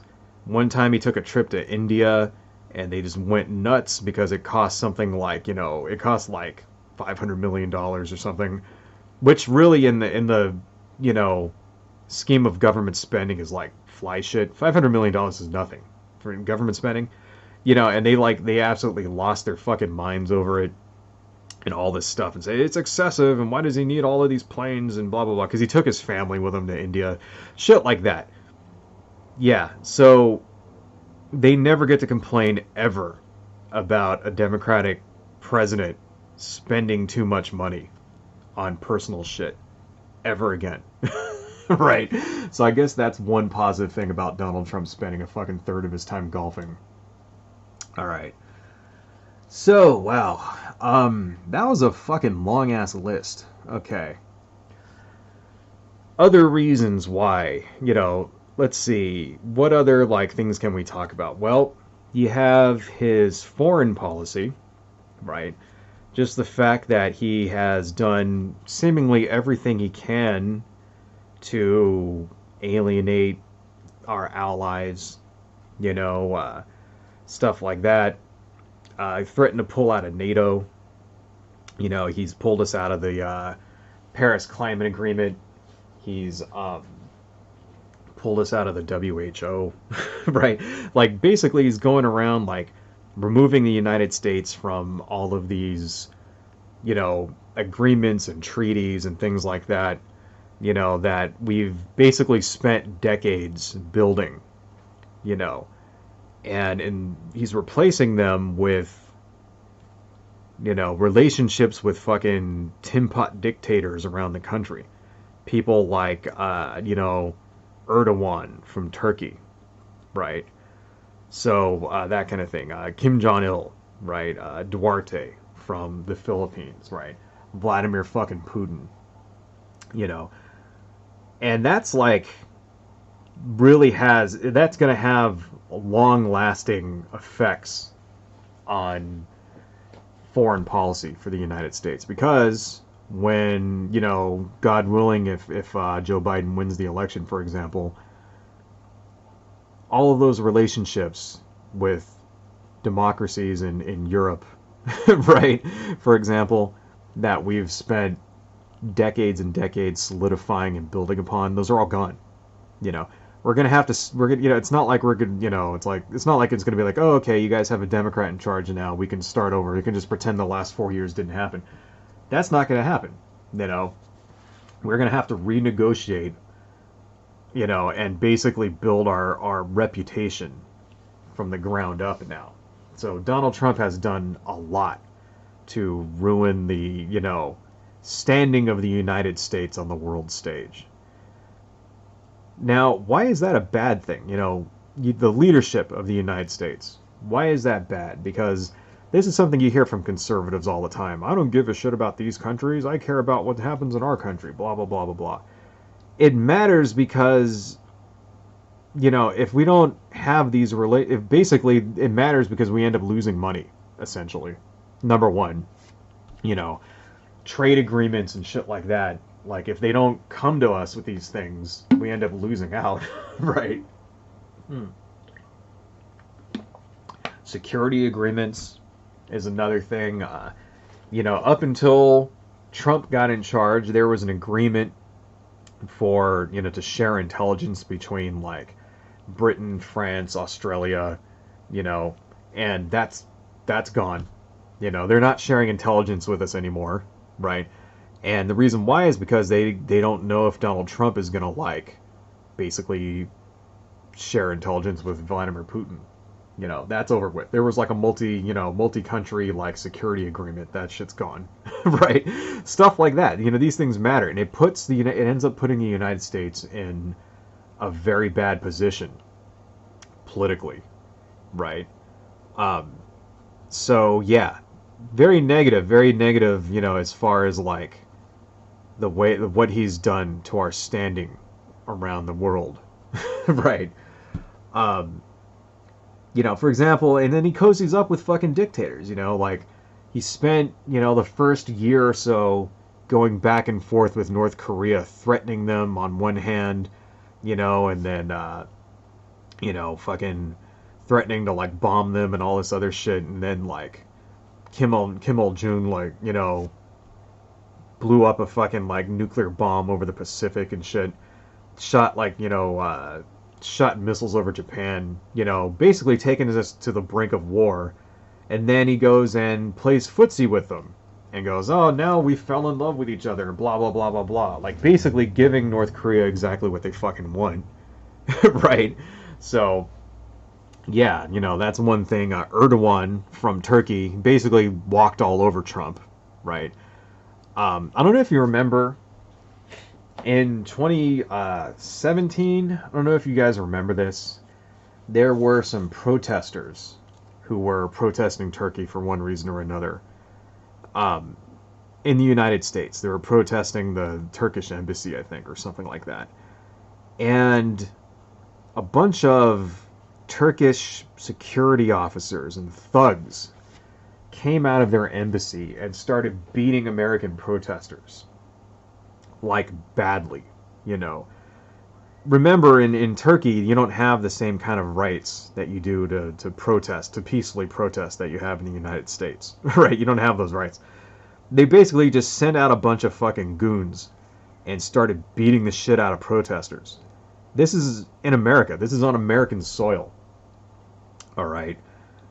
And Donald Trump didn't do jack shit about it. Okay? That right there should have been a wake-up call to everybody, when the chips are down and a foreign power abuses American citizens on American soil and our president doesn't do a goddamn thing about it, that's a problem. And why? Why? Because Donald Trump has business interests in Turkey. He has Trump Towers in Istanbul. That's why he didn't do anything about it. That's why he cozies up to fucking Erdogan, in Turkey. And basically kisses his ass because he's making money there. And Erdogan has the ability to basically just, cancel his business deals. And this is part of the reason why you don't want a president that has business attachments, This is why traditionally they've forced, the president to put his business interests in a blind trust. That's why, Jimmy Carter had to sell his peanut farm, for example. Exactly for this reason. So that foreign powers won't have this kind of influence over them. Right? So, he basically lets Erdogan walk all over him. You know, and this is reflected, you know, in how we betrayed the Kurds, if you remember that a few years back. You know, um, basically, Donald Trump pulled out of northern Syria and allowed Turkey to invade Kurdish lands and essentially start massacring the Kurds. You know, now the Kurds were probably our biggest ally in northern Syria. They, you know, something like 11,000 Kurdish soldiers died fighting ISIS, right? And they were running prisons where they had ISIS fighters in prison, stuff like that. And as soon as ISIS wasn't a problem anymore, as soon as they started winding it down, right, Donald Trump turns around and just fucking leaves these people with their dicks in the wind. Right? And that I think right there, you know, because one of the things that people will say is like, oh, Donald Trump got rid of ISIS. Well, first off, he didn't. But this betrayal of the Kurds thing invalidates that, as far as I'm concerned. You know why? Because that's going to create terrorists. All right? If you're a Kurdish person and that shit happened to you, do you think you would like the United States after that? Would you trust the United States after that? Do you think anybody in that region is going to trust the United States? You know, ISIS is not gone. Okay, they're still out there. All right, they've been beaten back significantly, right? But they're still around. ISIS and groups like ISIS are going to be a problem in the Middle East pretty much forever, you know, until, you know, forever, pretty much. There's going to be terrorism out there now just because of, you know, multiple reasons. None of, you know, the least of which was fucking American, you know, interventionism in the region, right? Which is not the only reason, but it's one of the major fucking reasons, right? And we're going to need allies fighting these people, and we just basically fucked over our biggest ally in northern Syria right now, thanks to Donald Trump. So forget it, you know, because do you really think that, you know, Turkey is going to go to bat for us when shit hits the fan out there, which it inevitably will, again, one of these days? Nope. You know? Do you think Iraq or Iran, they're going to come to bat for us? Nope. Right? So, that I think was probably the largest foreign policy blunder, not just from Donald Trump, but of anyone in the last, you know, 30 years.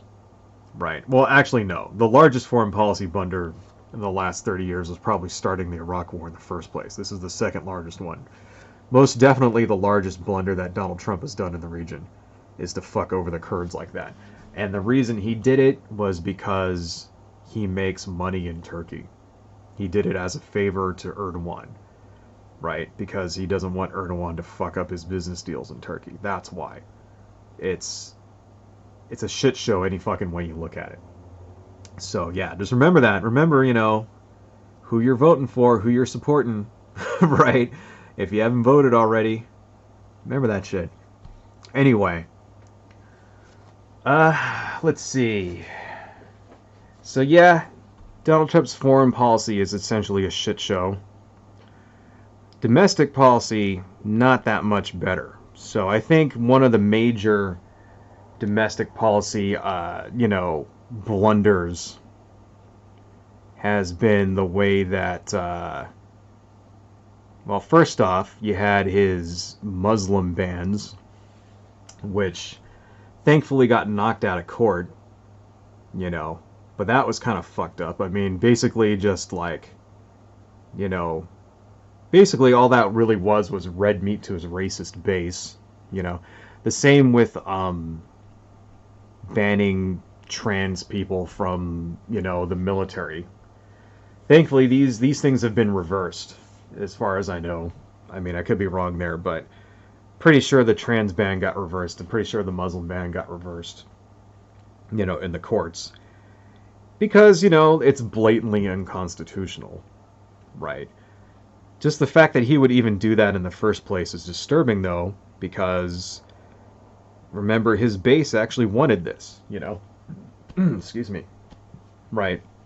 These were things that these are basically just meat for his base.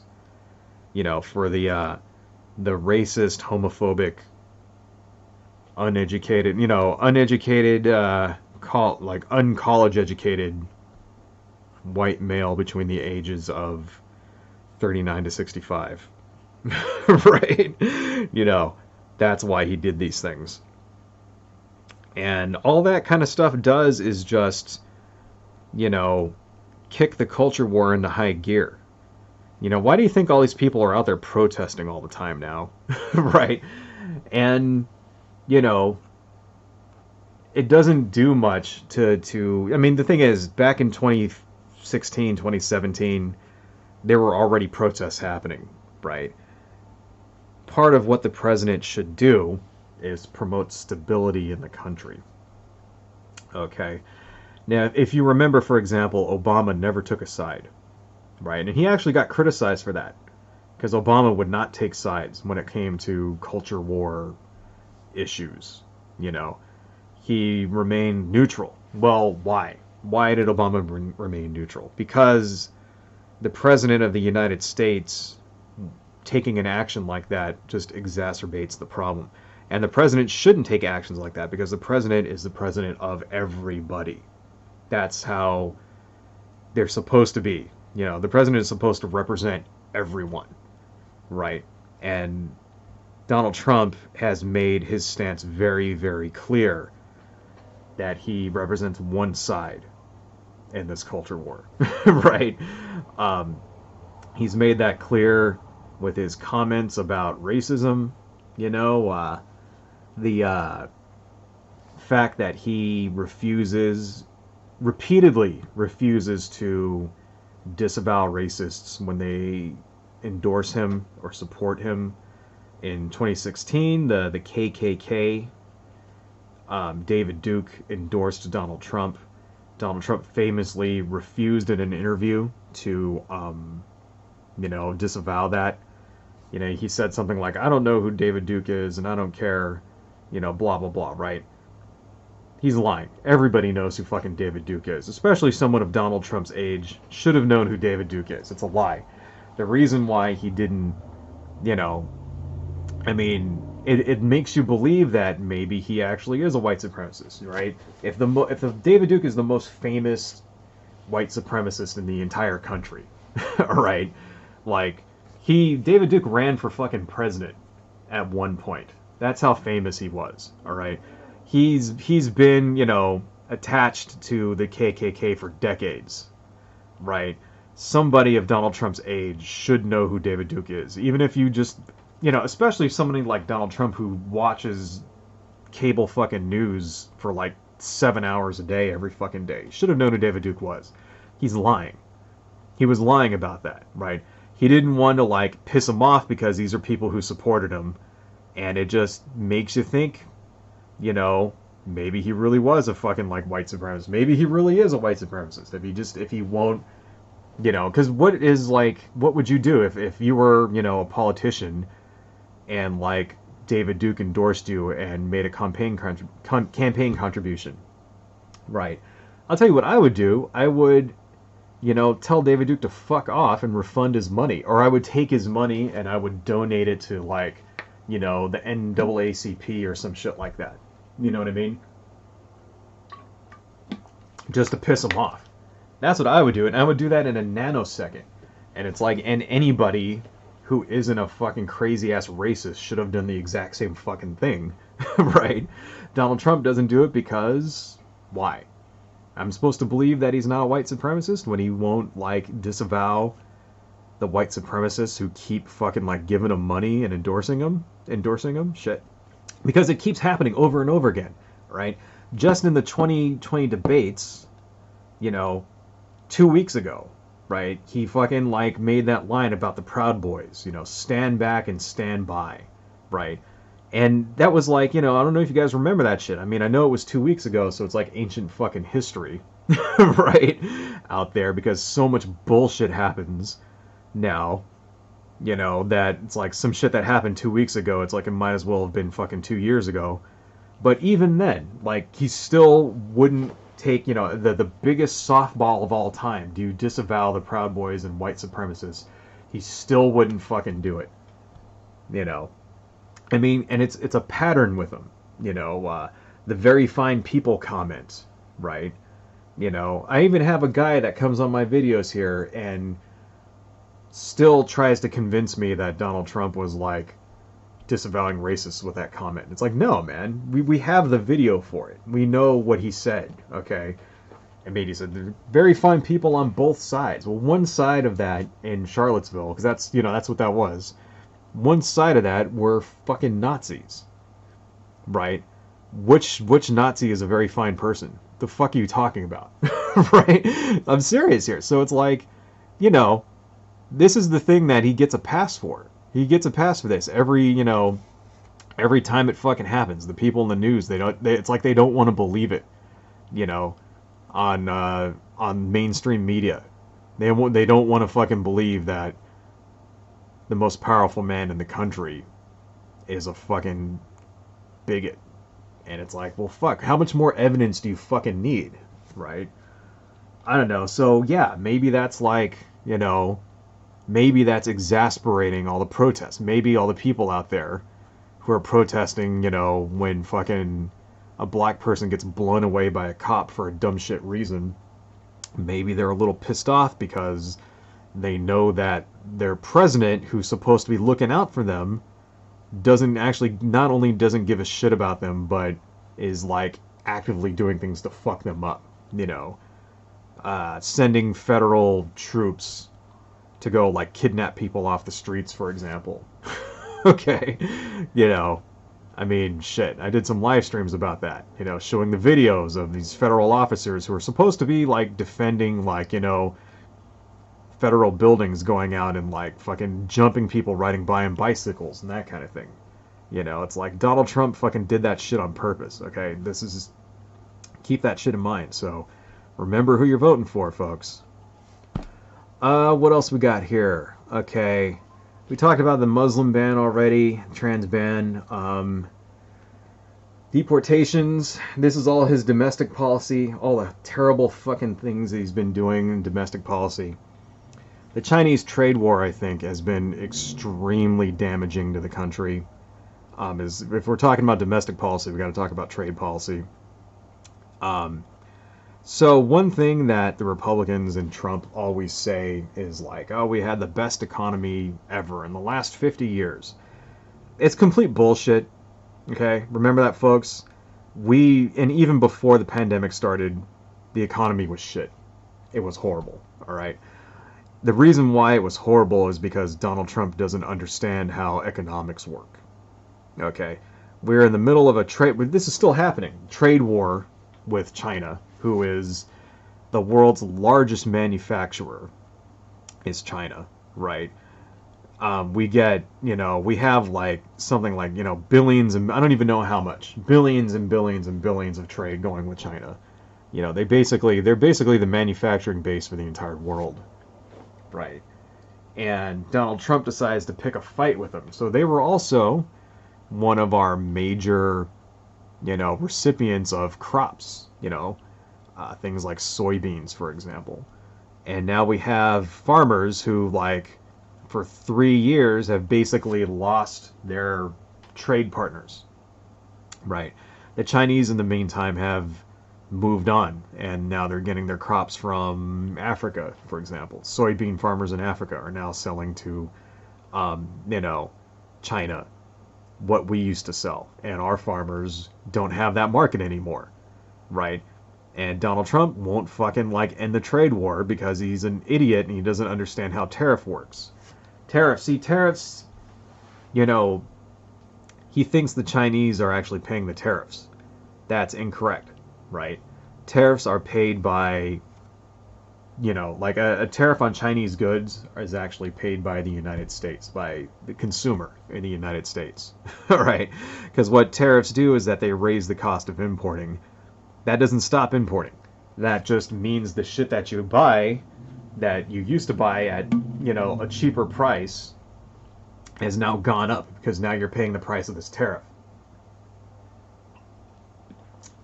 conceivably, this is supposed to like, what this is supposed to do is it's supposed to allow domestic, um, domestic manufacturers to undersell their Chinese competitors, right? That hasn't happened, okay? Instead, we've lost even more manufacturing jobs over the last 4 years since this shit started, okay? Something like, I looked it up, it was about 1,800 factories have closed down in the United States in the last 3 years, right? Because the simple fact is it's cheaper to produce these things overseas. Okay, it's cheaper to produce the shit in China and in Mexico and all these other places. So even if we do have a trade war going with China, that's not going to do shit to stop factories from closing, you know? And that's just the facts, and the jobs that don't get moved overseas get automated away, right? That's another thing that we've got, another problem that we're going to have in this country pretty soon is, automation, right? Pretty soon they're going to start automating some service jobs that people have. Then we're really going to be fucked. Just wait until you can't even get a job in a fucking call center. That's already going to happen within the next 20 years. So if you work in a call center making cold calls to people or whatever, that job's going away soon. So you better start learning some shit. Better start fucking learning how to code or something. Right? Your job's gonna if your job involves driving a vehicle, that's going away too. Within 20 years, that'll be gone. So, just remember that shit, and Uber and all that. If you drive a dump truck, if you drive a fucking bus, something like that, that's getting automated away. Right? If you're a customer service rep, that's getting automated away. So keep that shit in mind. Within 20 years, right? Anyway, getting back to Donald Trump and the Chinese trade war.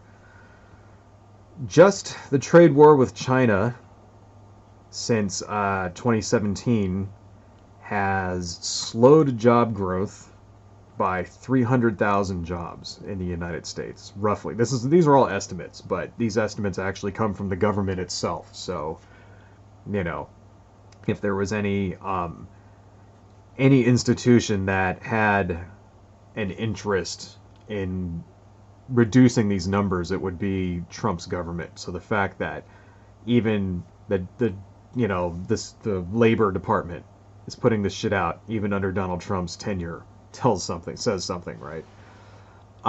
So yeah, annual job growth has dropped from 3,620 in 2016 to 3,700 in 2019. It's gone down by almost 30,000 jobs. It's ridiculous, right? Or 300,000 jobs, sorry, a lot. Something like 3.7 million jobs have been lost that can be directly traced to this trade war in China. Okay? Which is ridiculous. I mean, holy fucking shit. So yeah, this is all stuff that was hitting the economy before the pandemic shut everything down. Okay, now it's all of this happened and now we have a pandemic to make it even worse. So yeah, we are basically facing Great Depression levels, folks. Shit is definitely not good out there. So if you are employed and you're making money, start saving your money. Right? That's not a joke. Save your money. You're gonna fucking need it. In the next 5 to 10 years, you are going to need your money. Right? Especially if you live in the Midwest, if you live in the Rust Belt, man, move to the city, dude, because shit is not going to look good for you guys. Anyway, so yeah, the trade war, even that by itself should be enough to tank Trump's re-election chances. Just the trade war, and the shitty ass economy should be enough to just it would destroy any other president. The fact that Donald Trump just has a cult of personality around him and an alternative media machine. You know, a media that relies on alternate, you know, bullshit facts to fucking brainwash people is really the only reason why he's like even still fucking viable, right? That's really the only reason why we have to even worry about him getting reelected, because any other president in history would have just, you know, any of these scandals would have just ruined them, right? Mitt Romney lost the election because he said the wrong thing. He said, you know, 56% of people don't pay taxes, right? That's what Mitt Romney said. That fucking destroyed his election chances, right? Howard Dean made a funny scream, you know, one day. He like got up and he was excited and he was at a campaign rally and he went like, "We're gonna win!" Bah! You know, and that, just him screaming like that, ruined his chances of re-election. You know, the media played that shit over and over and over. Fucked him up. Donald Trump has a fucking scandal that far surpasses either of those every single day. Right? So let's just remember how much shit has changed since 2016. Alright, the old rules do not apply anymore. Okay, so keep that in mind. Now, and why don't they apply? Because of Fox News, because of QAnon, because of, you know, One American Network, because of the Epic Times, because of Alex Jones, because of all of these assholes propping him up with their ridiculous fake news bullshit. And, you know, he has basically a propaganda machine brainwashing boomers into thinking that he's fucking the next coming, you know, the fucking second coming of Jesus. So that's why. All right. God, hand hurts. Sorry. Let's take a break for a second, guys. We're about 2 hours in. And I'm almost through all of the prepared material, so maybe another half hour, and then I'll get to some comments. But let's see what we got. Just a bunch of monsters. I think it's looking pretty good. The fact that I didn't plan any of this out, I think it looks alright. You know, I'm just kind of thinking monsters and stuff for Halloween. Oh, my nose is getting, like, runny and shit. Anyhow, let's continue on. So, yeah, there is a massively huge list of Trump scandals because there are so many scandals.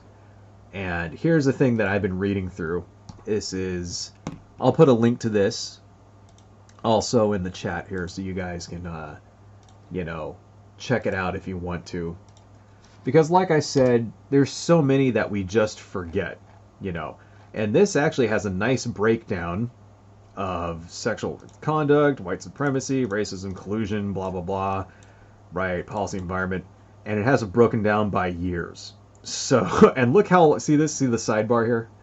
Look how long this shit is. See how I'm like, it's like way up there, right? So I've been using this as a really good source.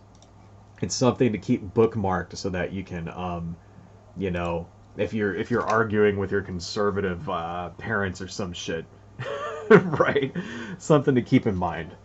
Oh, you know what we got to do? We should draw a little snake rattle right here for this snake thing. We should draw like a little rattle, you know, because rattlesnakes are just like, you know, awesome. Anyway, so yeah.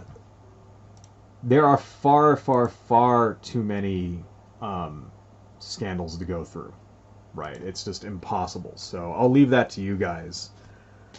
Some of the big ones that I remember that stood out to me is, you know, the child separation policy, right? I think that was just an example of wanton cruelty, you know. The story behind that, I'm sure you all know, is that was actually the brainchild of Jeff Sessions, who thought it wasn't good enough just to deport people, but that we should take away their children too. And he did that on purpose as a deterrent. And these are his words. Jeff Sessions wanted to deter illegal, you know, immigrants and decided to break up their families and shit. Because the truth is, there was a child separation policy the cages and shit were actually already there. And the Obama administration did put children in those, holding facilities. The difference is that under Obama, there was a limit. They were not removed from their parents. During the Obama administration, what it was is that when children came over unaccompanied, they had to go somewhere, and they would go to these detention facilities, and there was a limit to the amount of time that they could be there, usually 48 hours, right? And then they would be released to family members or something like that, right? They would not stay there for months and months and years.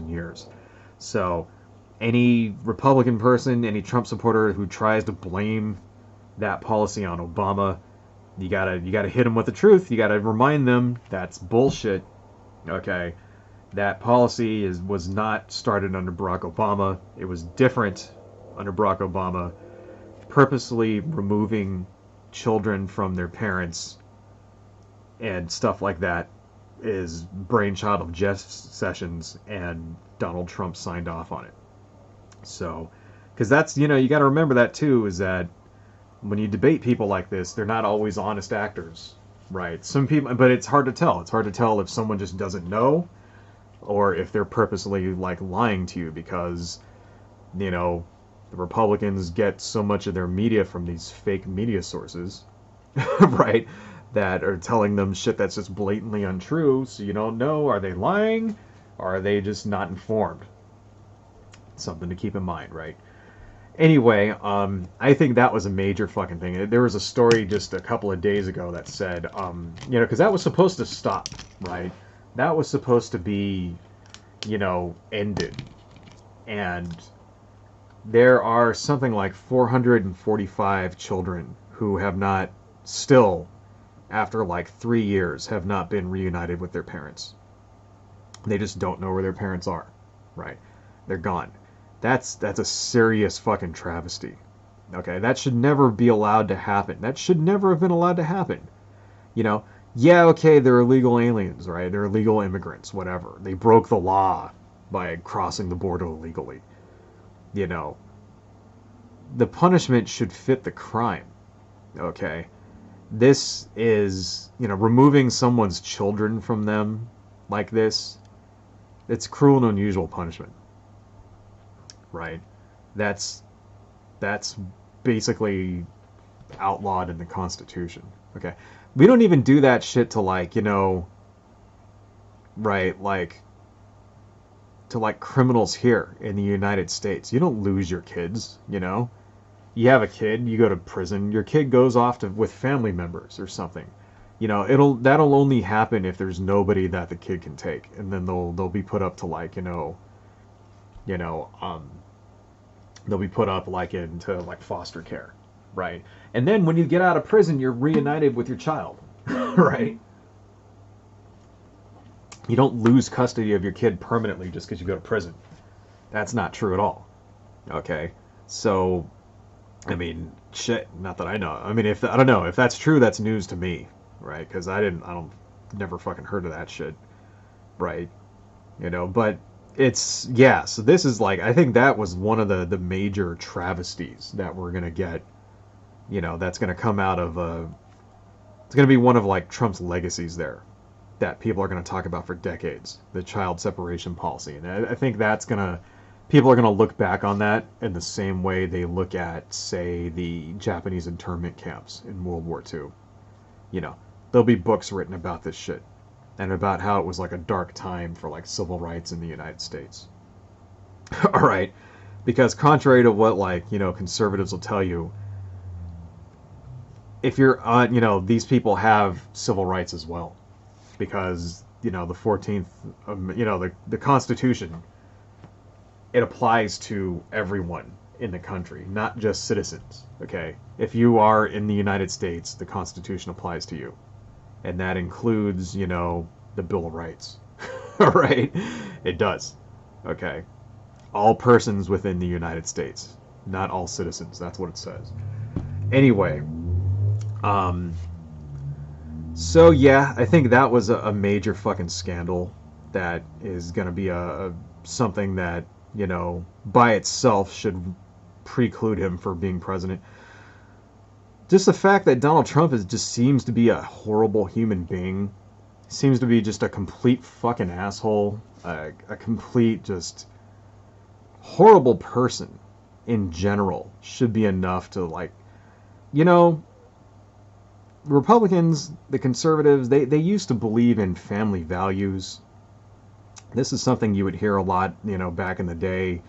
And they're always harping about how they, like, you know, yeah, family values. You know, we support the American family. We love children. And that's why they, like, you know, they didn't want to protect the little fetuses from getting aborted and blah, blah, blah. And, you know, we want to encourage traditional family values where the men work and the women stay home and raise kids and et cetera, blah, blah, blah, blah, blah, blah, blah. Except, you know, in real life, they don't actually give a fuck about that.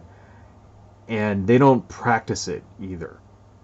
You know, Donald Trump is a really good example of that. You know, Donald Trump has had 3 wives. He's got 5 children from 3 different women, right?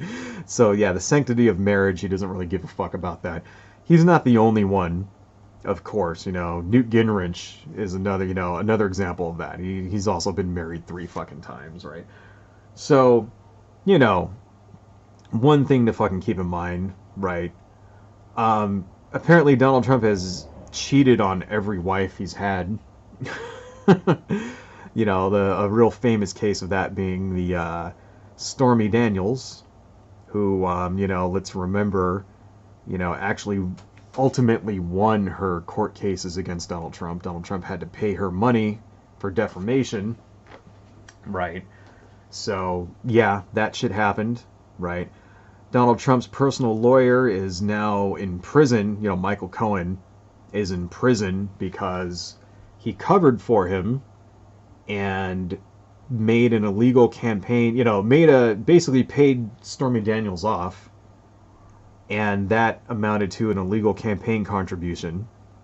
And so that's why his lawyer is in prison. Instead of going to bat for him, Donald Trump basically turned his back on him. So remember that, because, you know, you often see Michael Cohen, because he's under, like, house arrest now because of, you know, the pandemic, you know, you often see him on the news talking shit about Donald Trump and stuff and saying what a horrible person he is. Please remember that Michael Cohen is also a piece of shit, you know, and he's only doing this because Donald Trump fucking, like, threw his ass under the bus, and he fully expected Donald Trump to go to bat for him and pardon him, and since he didn't, you know, since he didn't pardon him, that's why Michael Cohen has turned so hard against Trump. Please keep that in mind. But still, that doesn't change the fact that he basically just, you know, hung this guy out to dry.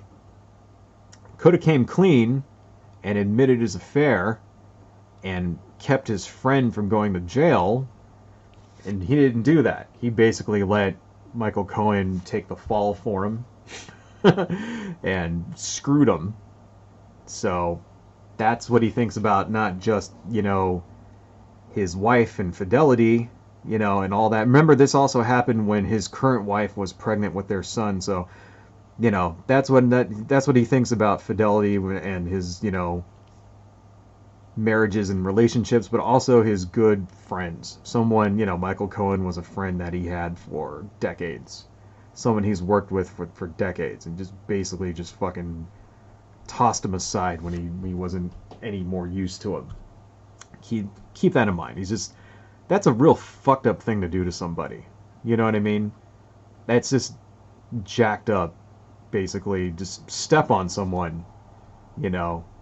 Basically says that, yeah, you really, your relationship, your friendship had no real value to me. And I only cared about you as much as I could fucking use you. And now I'm going to use you again. So keep that shit in mind, right? You know, another reason why Donald Trump is a shitty human being is because he seems to really, really not understand that sexually assaulting women is a bad thing. There are currently 16 women who have come forward since 2016 and have made allegations of sexual assault. Some of them, from unwanted touching and kissing all the way to actual rape. Uh, there was Jeannie Carroll right now accused Donald Trump of essentially raping her, in a Manhattan department store. Uh, she's in the middle of a legal case right now to obtain a DNA sample from Donald Trump because there is DNA on the dress she was wearing. And so remember that too. Remember that the current sitting president of the United States is fighting a legal battle to prevent a DNA sample from being released in order to, in a case where someone, it's not a rape case, it's a defamation lawsuit because the statute of limitations against rape has already passed, But she's suing him for defamation for basically because he claimed that, he never knew her and he never did it, and she's not, I wouldn't be into her anyway, blah blah blah, because that's Donald Trump's go-to defense when any of these women blame him, claim that he assaulted them, is to basically call them ugly. That's essentially his defense, is to call them ugly and claim that they're crazy and that he never knew them. So she's like, oh yeah? Well, I have a dress with your fucking DNA on it. That's how I know you, motherfucker. So now he's suing to prevent his DNA from getting released. So keep that in mind. The sitting president of the United States is being sued to get his DNA released for a defamation lawsuit because he belittled a woman that, claimed that he sexually assaulted her. Like, it's mind-boggling. It's mind-boggling. Right? Any president, this would have ruined them. Bill Clinton had problems with this shit. This is what ruined Bill Clinton. Right? With shit like this. Okay? Basically destroyed Bill Clinton and his reputation. So much so that Bill Clinton's reputation is so fucked up that some of it even got on Hillary Clinton. And that in no small part contributed to her election loss against this fucking psychopath. Right? That's how bad this shit is that, like, unbelievable. And you would think, if you didn't do it, say this was you, and some woman is like, accusing you of shit and wants a sample of your DNA, and if you didn't do it, you would just be like, okay, here's my DNA. I'm innocent, show me what you got.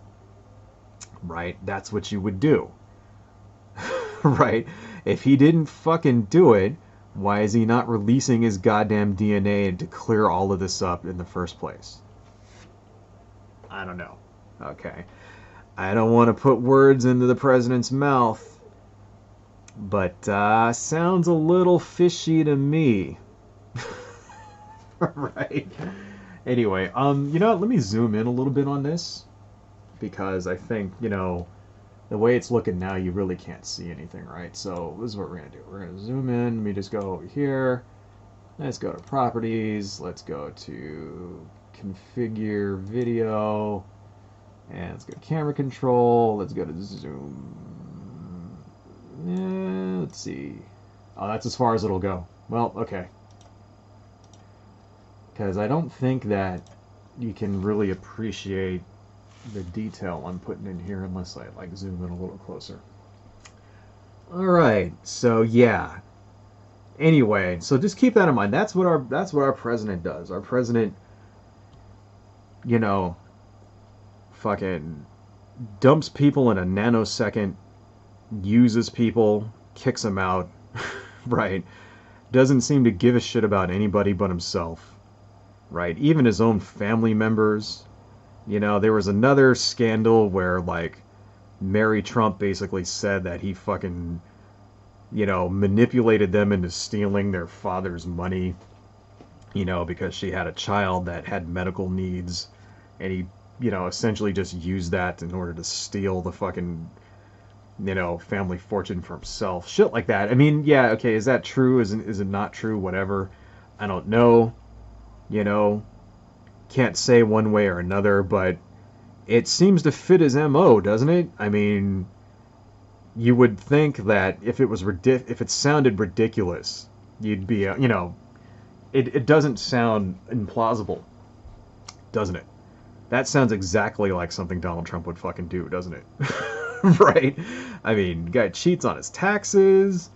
Yeah, he's only paid $750 over the last, couple of, decades and shit.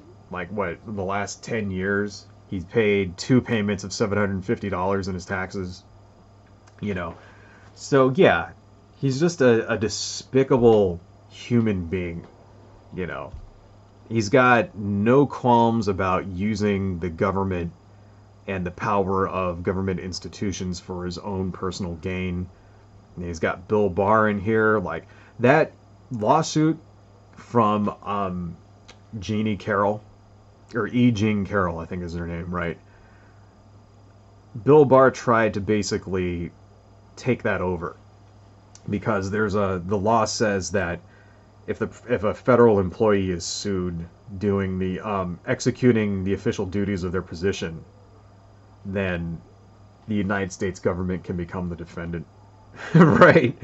He tried to take that over, and that got rejected by a judge, because remember what the lawsuit is Donald Trump denying that he raped this woman, and the judge basically threw that shit out, said no, Donald Trump denying that he raped this woman is not him officially executing his duties. But even the fact that they tried to do that is damaging. Basically goes to show that, what Bill Barr is really there for.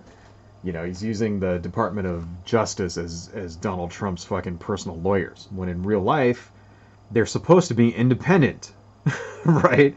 And I think that's a major fucking thing that he's, destroyed in this country, too, is, he's basically shown how badly our institutions can be abused, right? If you just get people in there that, unscrupulous people that don't have any fucking integrity, this is how badly they can be used.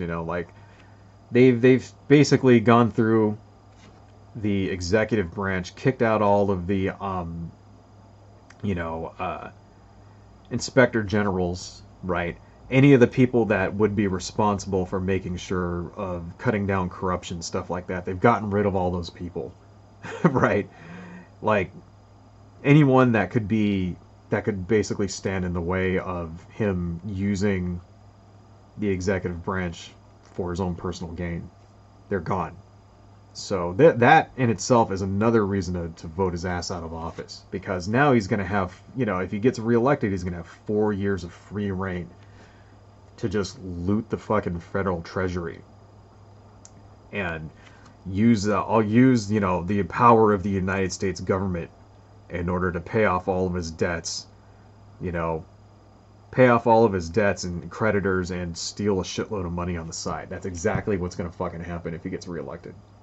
Right? Keep that shit in mind. So, I mean, damn. So anyway, I encourage you guys to go through and read that list of scandals I put in the chat there. They're just too many. There's too many to list. We could make another 17 live streams trying to talk about Donald Trump's scandals, right? And, see, that's the thing that we got to remember, right? It matters. It matters who the president is. It matters who's in charge, right? I said on this channel when he got elected multiple times what would happen if there was a 9/11 type event in the country, right? With Donald Trump in charge. How badly would he fuck it up? Well, now we know. All right. We know what fucking happened. Okay, I remember, first off, we had, Hurricane Maria that went through and completely destroyed Puerto Rico. I know that happened 3 years ago, so that's also ancient history, but keep in mind, Puerto Rico is the United States. Those are United States citizens, right? he basically, it was essentially his response was a repeat of Bush's response in Hurricane Katrina, except, magnified 1,000-fold because he just doesn't give a shit and he's racist to boot. And he responded to that, to the crisis affecting American citizens by getting in a fucking Twitter war with the governor of, Puerto Rico, calling him corrupt, shit like that. When he should have been sending them aid, should have been sending them money. He should have been sending the National Guard down there, or the military, or the fucking, oh shit, my eyes hurt. The Army Corps of Engineers to go down there and like fucking start cleaning that shit up and get people food and water and turn the power back on. For a year after that, people in Puerto Rico didn't have power. Some parts of Puerto Rico were still out of power. Can you imagine that shit? Can you imagine if there's a disaster, a power outage where you live, and a year later the power still hasn't come fucking back? Unbelievable. It's inexcusable what happened, right? And they didn't give a shit because, they're brown people, right? Parts of Texas and Florida that got hit by Hurricane Maria, or whatever that hurricane was called, I think it was Maria, they got all the federal aid they wanted, right? Because those are red states that Donald Trump needs in order to get reelected. But Puerto Rico, with, however many, 3 million people that live in Puerto Rico, nothing for them. These are American citizens, A lot of those people relocated to Florida. Let's hope they remember what fucking happened when they vote. Right? Remember, people in Puerto Rico can't vote because Puerto Rico's not a state. But they're American citizens. They can go to any state they want. And a lot of those people went to Florida. So let's see what happens here. Maybe Donald Trump might be getting his comeuppance here on fucking Tuesday. One can only hope. One can only fucking hope. Yeah, so that was one example of, the fucking Trump train derailing during a fucking disaster. We've had multiple national disasters since then, 9/11 type events, right? They don't have to be terrorism attacks, the national disasters are included in that as well. Everything from telling people in California to fuck off after the massive wildfires, which happened again, it happened in 2017, it happened in 2018, it happened in 2019, it's happened this year again, every fucking year, having massive giant wildfires, right? Of course, global warming is just a Chinese hoax, right, guys? Right. Then, of course, we have the biggest disaster of this entire year, the pandemic. And we've all know how badly Donald Trump has fucked that one up. So let's just take a look here real fast. Corona. Right, because we haven't done this in a live stream for a little bit. So let's take a look at how many people have died. Virus deaths. And let's look at Google. Okay. Coronavirus deaths, United States, 230,000. Yeah, 230,000 people have died. 9.2 million cases. Unbelievable, right? Just in the last, yesterday, these are how many people have been killed, I mean, let's look at new cases. Wow. Just yesterday, 4,933 new people came down with the C word. In one day.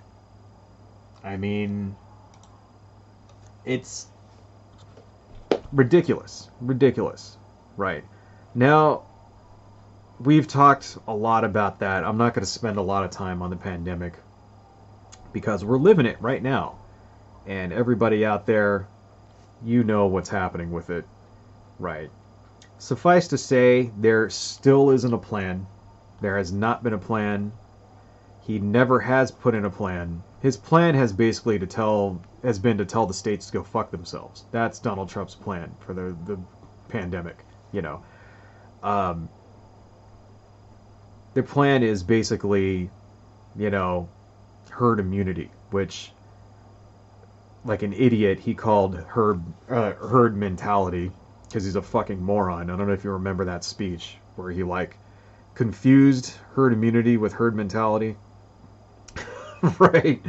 It's atrocious because he doesn't even know what the fuck he's talking about. This is our president, folks. But that's their plan. Their plan is to just basically let everybody get it until enough people have gotten it that it's no longer a risk.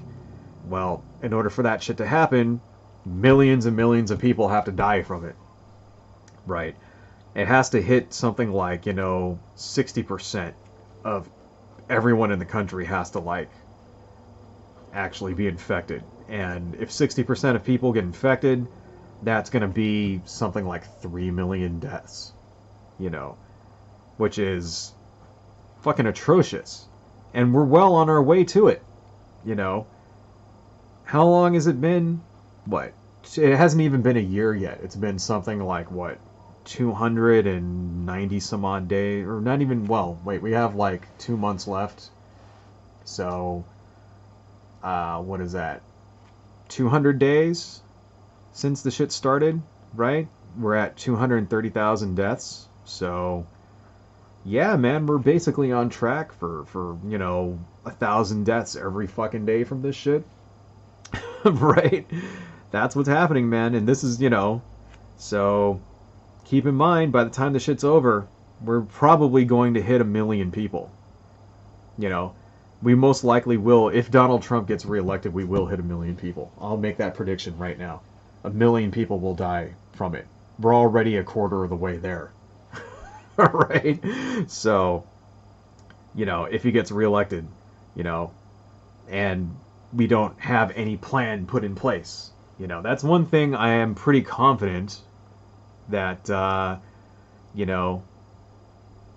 if Joe Biden gets elected, I'm pretty confident those numbers will start going down, at least in the states that actually follow science. Maybe not so much in red states, right?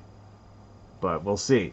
I don't know. It might be too far gone. It might be to the point now where trying to stop it might be actually impossible, and the best we can do is just try to save as many lives as we can. But who knows? Who knows? But one fucking thing is for sure, anybody can handle this shit better than the moron in charge right now. So, that's, yeah, So yeah, you should have kept that in mind. I mean, that's the thing, right?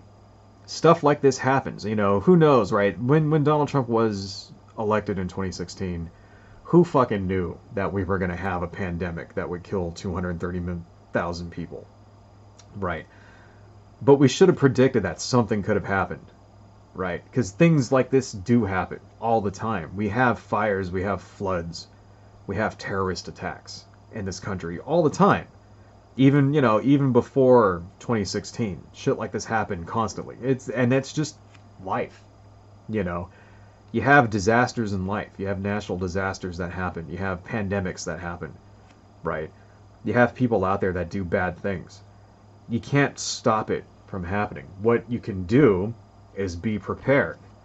And when it happens, you have to rely on leadership in order to keep people safe. If you remember Hurricane Katrina, that was the big problem was the response to it. It's not the fact that the hurricane actually happened. Hurricanes happen constantly every fucking year, all the time.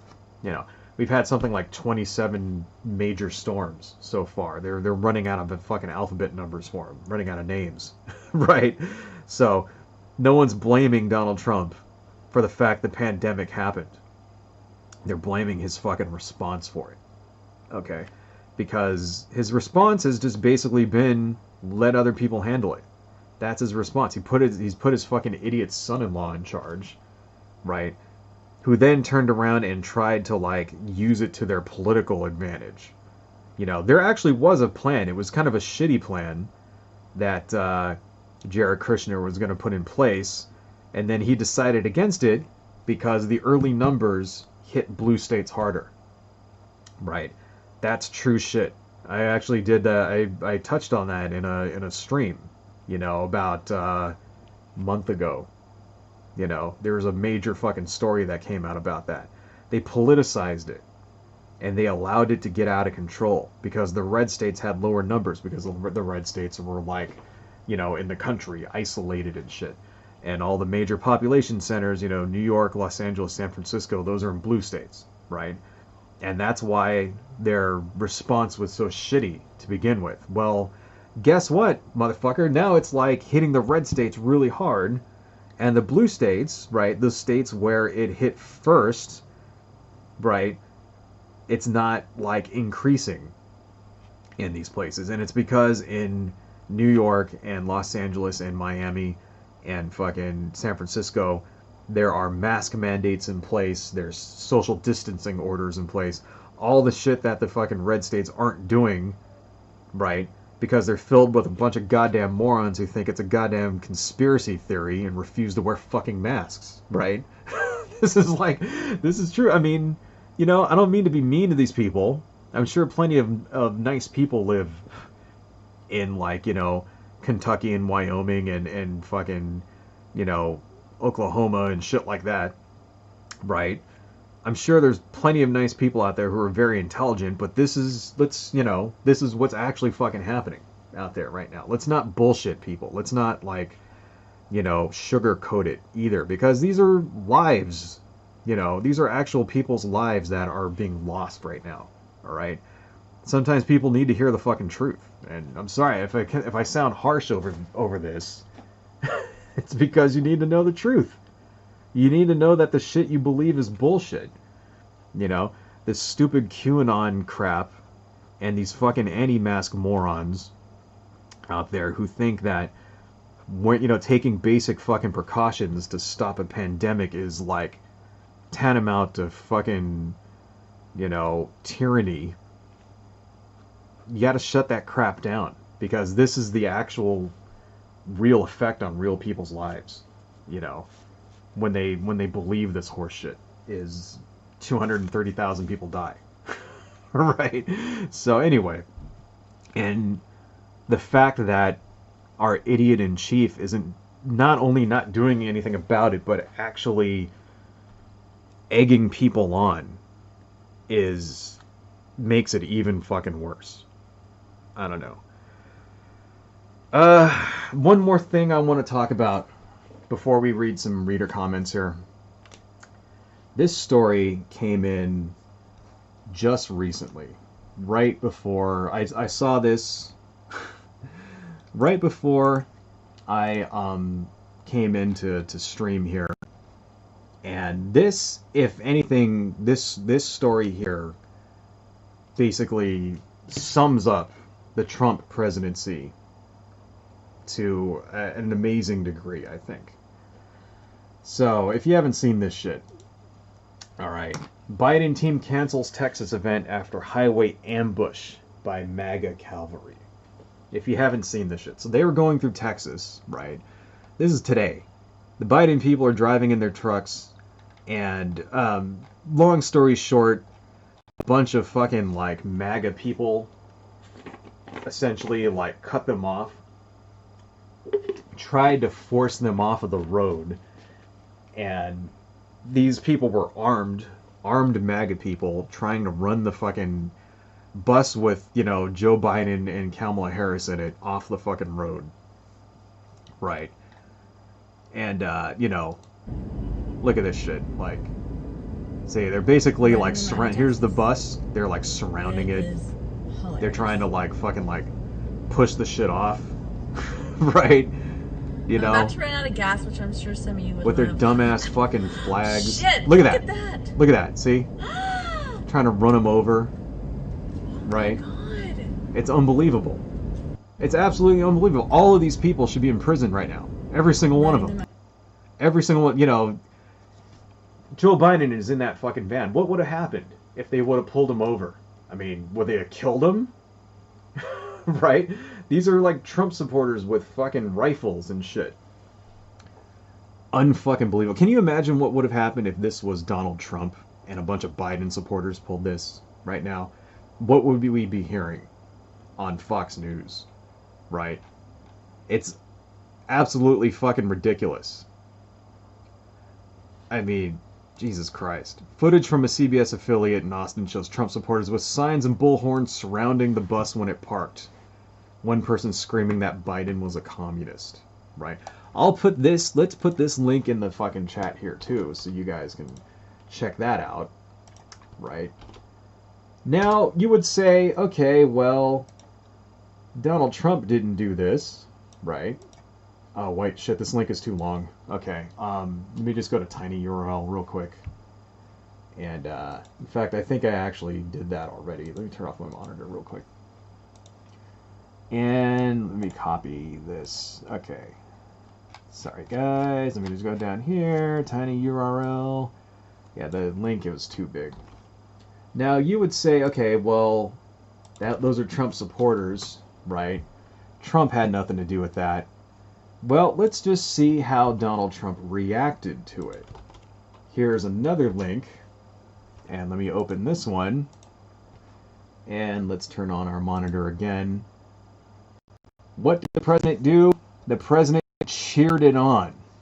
Trump cheers on MAGA Caravan that ambushed Biden bus. This is his I Love Texas. He retweeted it. 3, 2, Just turn that 1. off. Okay.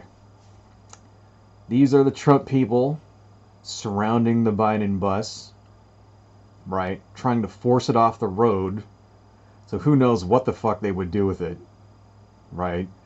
Bunch of pansy-ass fucking assholes who should be in prison. And here's our fucking president, our fucking president cheering that on. There's the tweet. This is not fake news. I'm not making this up. Look at this. Here goes a fucking piece of shit. Like, laughing at it. Ha ha ha ha ha. Unbelievable. Every one of those these people should be in jail right now. It's unbelievable. So, yeah, remember that shit. Remember that when you fucking vote. Alright? Unfucking believable. I can't. I'm at a loss for words for that shit. This is who's in charge right now. Okay. I don't know, folks.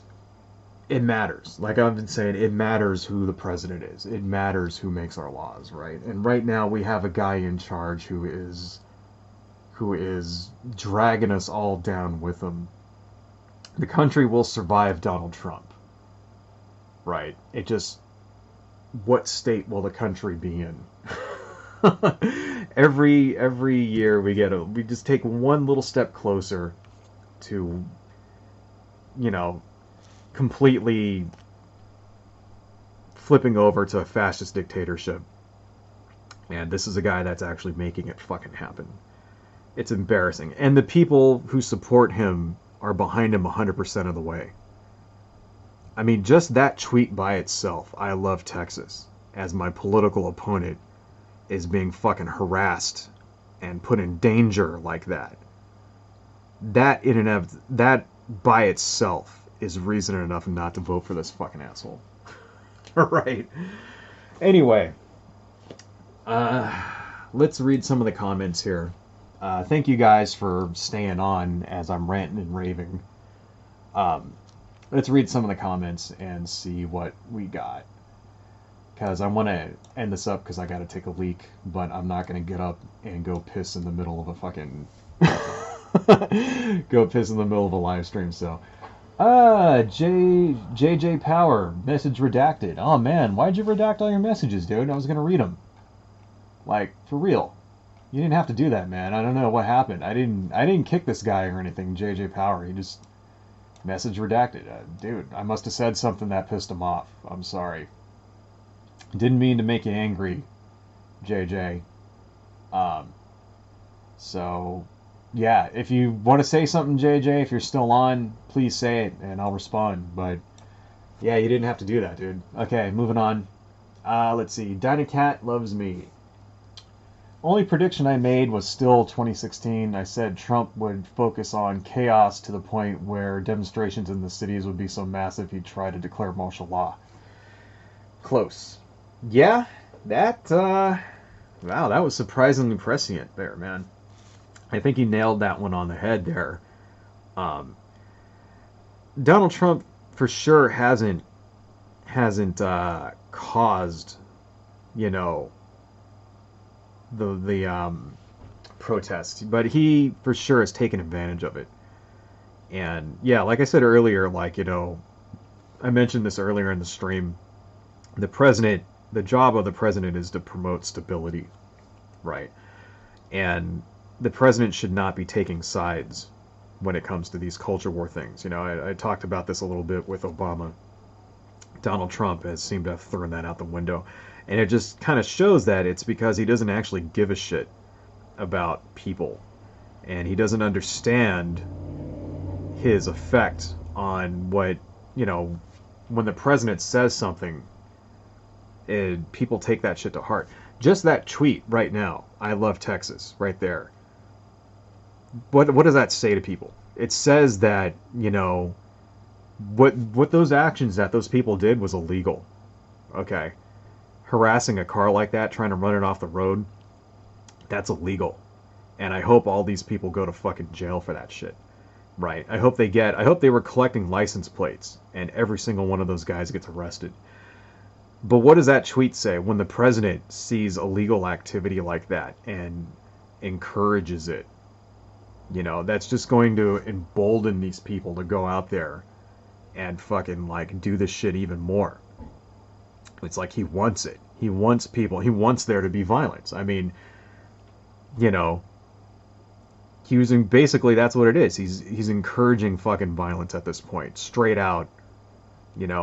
Unbelievable. This should tank his ass. If he fucking wins on Tuesday because of this, it's like, oh my god, it's over, dude. If he wins on Tuesday after that, the United States is done. I mean, seriously. Now, I am trying, like I said, I'm trying not to be emotionally attached to this election. I'm trying to mentally prepare myself so that, because there is a possibility that he wins, whether it's through trickery, if he just fucking cheats, voter suppression, whatever, or just maybe he wins legitimately, right? It wouldn't surprise me at this point if he actually really did win legitimately, seeing how people are fucking how slavish they are to his shit. That could happen. It could happen. I'm preparing myself so that on this Tuesday night, when I wake up Wednesday morning, to not fucking I'm preparing myself to be disappointed. And, but at the same time, it's like, man, goddamn, I really hope he fucking loses. I really hope, because it's like, it's danger. There's a clear and present danger from this guy right now. When he's encouraging violence like that. That's unfucking believable. If he wins, they should impeach his ass for this. Okay? That is clearly against the law, what he just did. You're not allowed. That's essentially, an elected official encouraging violence like that. There's got to be a fucking law against that somewhere.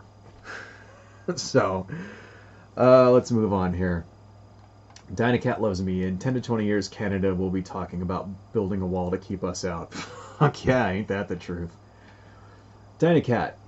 He can't very well order for-profit corporations to operate at a loss forever. That's what the mandate was about. So Biden was going to have the same problem. Well, you're talking about the ACA. Well, that's the thing, is that, they were supposed to provide subsidies in order to keep that going. So what the mandate was that the trade-off was, okay, we're going to mandate everybody buy health insurance. And in return, you're going to guarantee that everyone has the ability to buy health insurance. at rates that are not astronomically huge. Right. So before the ACA, someone who like my grandmother, for example, who had muscular dystrophy, somebody like her, it was impossible. That nobody would sell her insurance. You know, like she tried. We would try to get her insurance, and they would just refuse. Right. And the idea was that, well, the mandate would mean that you're making money to offset that. That was the trade-off. It's like, okay, you have to provide this service, but you should be getting more money, you know, as a whole in order to make up for providing for this service. And removing the mandate is step one in encouraging the healthcare system to collapse. And that's why they did it. Because they tried to just repeal Obamacare directly and they couldn't. So now they're doing everything they can to undermine it. Right. And when the system eventually does collapse, then they can go, see, it's all Obamacare's fault.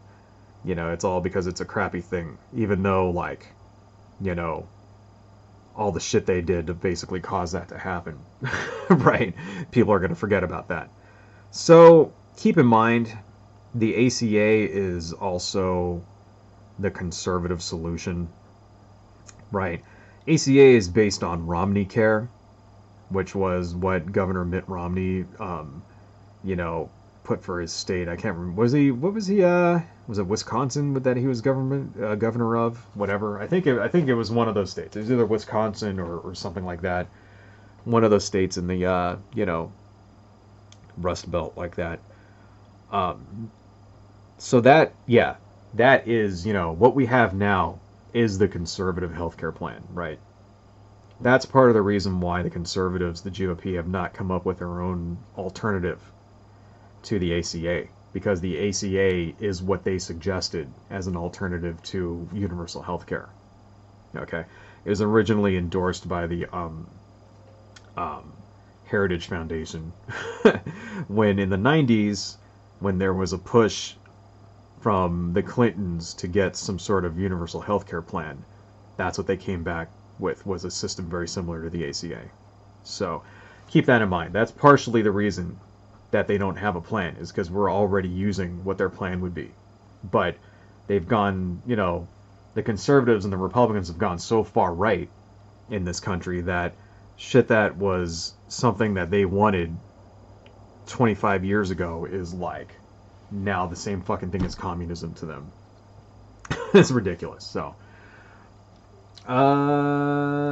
let's see. Let's move down.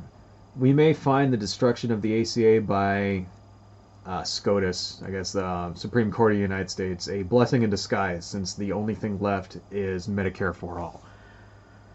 Well, maybe. I don't think that if they were to remove the ACA that we would be able to get a Medicare for all system going anyway. I believed at one point we would have a Medicare for all system. Now I don't think it's going to happen, at least for another 10, 20 years. I think the political climate has been poisoned against it to such a point in this country that, I doubt it's going to happen. I think we're more likely to get a public option first, right? Especially under Joe Biden. Joe Biden has straight out said he doesn't want Medicare for all. I think we're going to have to eventually kind of do a back end around and get a public option first, and then have that for 8 to 10 years, and then just build on that. And then eventually get a Medicare for all kind of thing. But I don't think it's going to happen for 20 years. So that's kind of shitty. We could really fucking use it now, couldn't we? Right? Since we have a killer virus that's fucking killing 230,000 people. I mean, maybe that'll be a silver lining. Maybe people will suddenly realize, hey, all these people are dying because of this. And the people who aren't dying are getting out of the hospital with bills for tens of thousands of dollars I read a bill. I read a news story about a guy who had a bill for $1 million getting out of the hospital once he had the big C, right? Which kind of blows me away. It's like, because if I got a bill for $1 million, I fucking wouldn't pay it. I mean, fuck. Forget it. You know, what are you gonna do? Just make payments for the rest of your fucking life? You know, sell your house and everything you own to pay a fucking medical bill? Fuck that. Default on it, right? What are they gonna fucking do to me, man? Like, I don't have $1 million, so forget it. You ain't getting your money. Like, I don't understand how anybody, you know, could conceivably expect you to pay that much money, but apparently, I don't know, that's what's fucking happening out there, you know. Anyway, let's see, let's kind of, there. That's the leg for this dude with the eyeball right there. Just trying to look and see where we can put in some more detail around here. We can do some sort of spots on this guy's shoulder. You could put some hair on his shoulder. Ugh, that's nasty. More comments. Let's see. Mohammed Istak Hussein. I'm just going to call you Mohammed if that's okay. My family has been waiting to move to the United States to set his office for his international company, but the visa process has been blocked. We were never applying for an L1A visa. I thought America is suffering from unemployment. Our company could have hired Americans. We need 3,000 workers at the moment. We need 3,000 workers. Well, yeah. Thank you, Mohammed, for investing in the United States. I'm sorry our leaders are insane children. Yeah, we could have used, I'm sure, you know, any city out here in the United States would welcome you if they were allowed to. And that's just another, you know, another result of bad leadership right there. There you go, man. 3,000 jobs, right? People out there need those jobs too, you know. So, yeah, man, I'm sorry.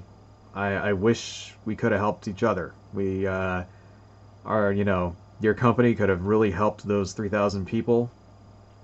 And they definitely really could have used the money. And now nobody wins. Nobody wins because our government is being run by idiots. I should undo that. That actually looks worse than it does now. But that's okay. We'll come to that later. Anyway, I don't know, man. I don't really know much about the visa process. I do know that it has been shut way down. I remember talking to, back in 2018, when I worked at my old job, talking to some of the guys, because a lot of the guys there that I worked with were from India and Vietnam.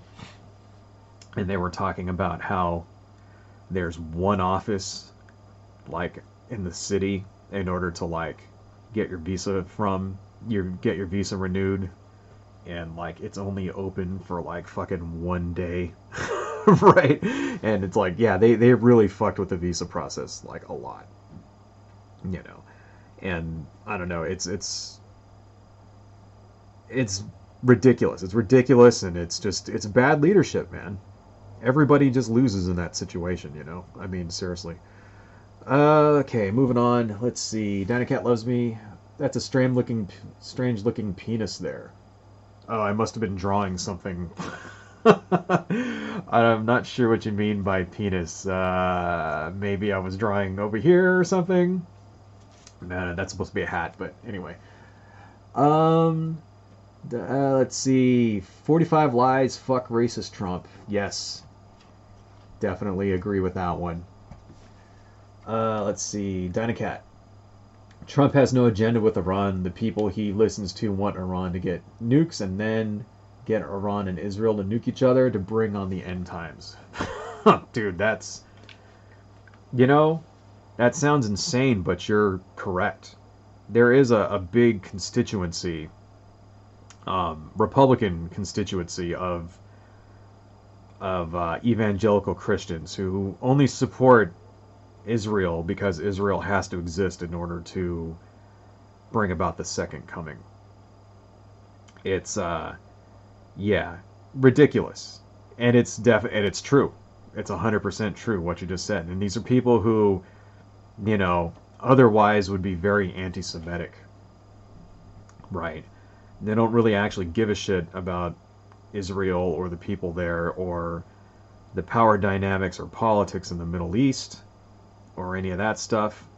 They only care about bringing a biblical prophecy to life so that they can like get Jesus to come back and have him like, outlaw abortion and like make open carry like apply to all 50 states and shit. Like seriously, that's what it is, It's a very, very bizarre collusion of extreme evangelical Christians and right-wing lunatics who have gelled around Donald Trump. It's definitely true.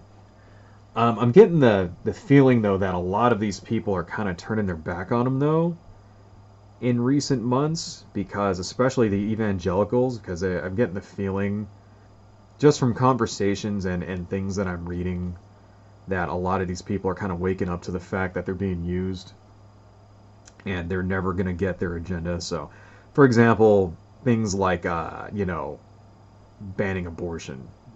It's not going to happen, right? Not really. And there really hasn't been very much in the way of movement on that. And I think that was part of the reason why he wanted to push through Amy Coney Barrett, because she is anti-abortion. And he wanted to get that through before the election in order to solidify his, in one regard, solidify his support from evangelical Christians. And in another regard, he wanted to get her through there because, he's essentially planning on stealing the election. Right. He wants a supermajority in there in case, the Supreme Court has to stop counting ballots and shit. That definitely could happen this election too, so keep that in mind. There is a very large, chance that this election might be stolen through shenanigans like that. So hopefully not. Hopefully Biden, if he wins, will win by a large enough margin that it'll prevent it. And, an 8-point lead in the polls should translate to a large enough margin that all of this will be moot, right? An 8-point lead in the polls is larger than anything any election in the last 30 years. It's larger than 2008, right? Barack Obama had a massive lead in 2008, right? And his popular vote lead was something like 7 million people, or 9 million people, something like that. And he only had like a 6-point lead on fucking, John McCain, right? So an 8-point lead is like Biden's gonna win the popular vote by like 10 million people, right? That should translate into an electoral college victory that is so massive that they won't be able to stop it. That's the hope. That's what I'm hoping, is that his lead will be so massive that there won't be grounds, like even if they do stop the count in like Florida or something, it won't be enough to actually flip any states. So who knows? It's looking good. It's looking good as far as the election goes. Something like in Texas, for example, more people have voted early in Texas now than who voted in 2016 combined. And we haven't even gotten the people that have gone out to the polls yet. So the only way that he's going to win, is by stopping ballots from being counted. So here's hoping that that doesn't happen, because if all those people already voted, that means they already have their ballots, right? And if their ballots are already received and all that shit, there's really not precedent for counting ballots that are already received, right? They might try to stop ballots that come in late, whatever. They're doing that in like Wisconsin, for example. but ballots that are already there, that they've already got, that there's no way, you know, no, not even this Supreme Court is going to be like, no, we're not going to count ballots that we already have. That's ridiculous horseshit. And if that fucking happens, it's revolution time. Seriously. If that shit happens, then get out there in the streets. Right. So, anyway. More, okay. Let's see. More comments. Mohammed, I think raising tariffs was fair. China could trade without paying tariffs, but other countries needed to pay tariffs. Well, the thing with tariffs is that, yeah, like I said before, the country you raise the tariff on doesn't actually pay the tariff. Your country pays the tariff. That's what happens, right? And it's supposed to be, the idea is that you're trying to make their goods more expensive so that the consumer in your country goes to the store, right? And they see an imported bag of rice, and then they see a domestic bag of rice.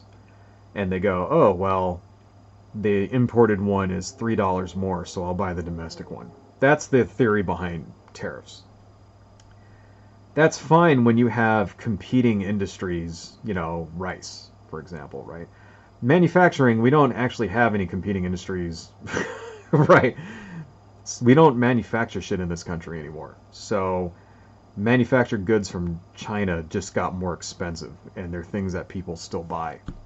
So it's ineffective. That's why it's ineffective. It's ineffective because there is no domestic competition for a lot of these things, you know.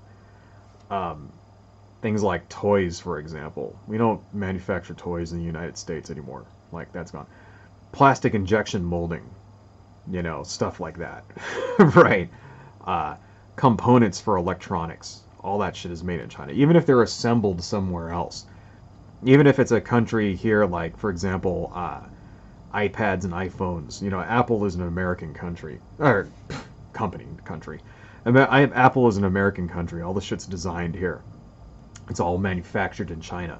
So, you know, that gets tariffs on it. So now your phones cost even more. So Apple can either eat that cost, lose money, or they can pass that along to the consumer. Well, 90% of the time, that's what they're going to do, is pass it along.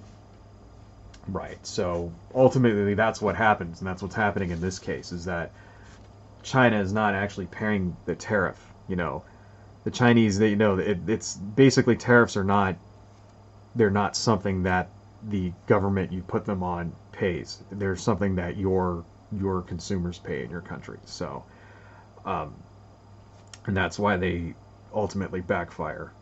And that's why they're backfiring right now. Right. So, anyway,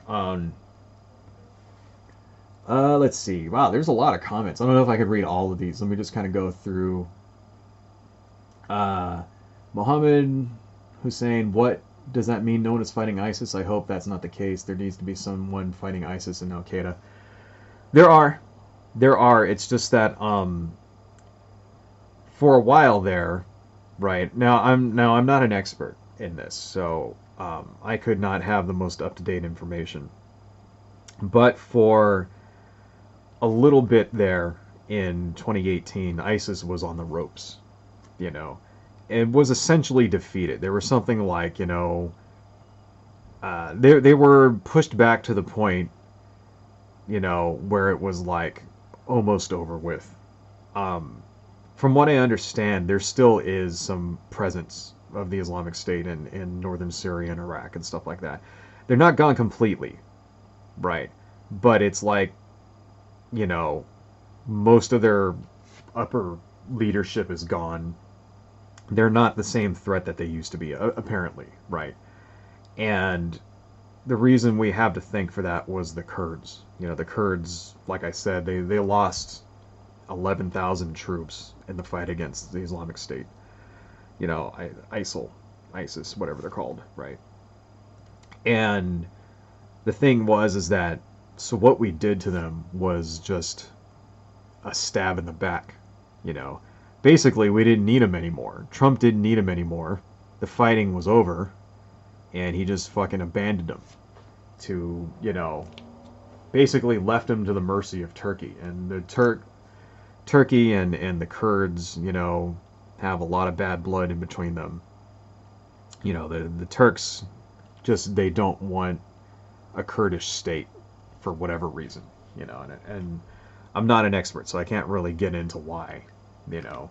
Um, so yeah, that's major bad fucking news. And it's bad news because, you know, one day they could come back, and if it's not them, it'll be a different group, you know, with the same kind of agenda, right?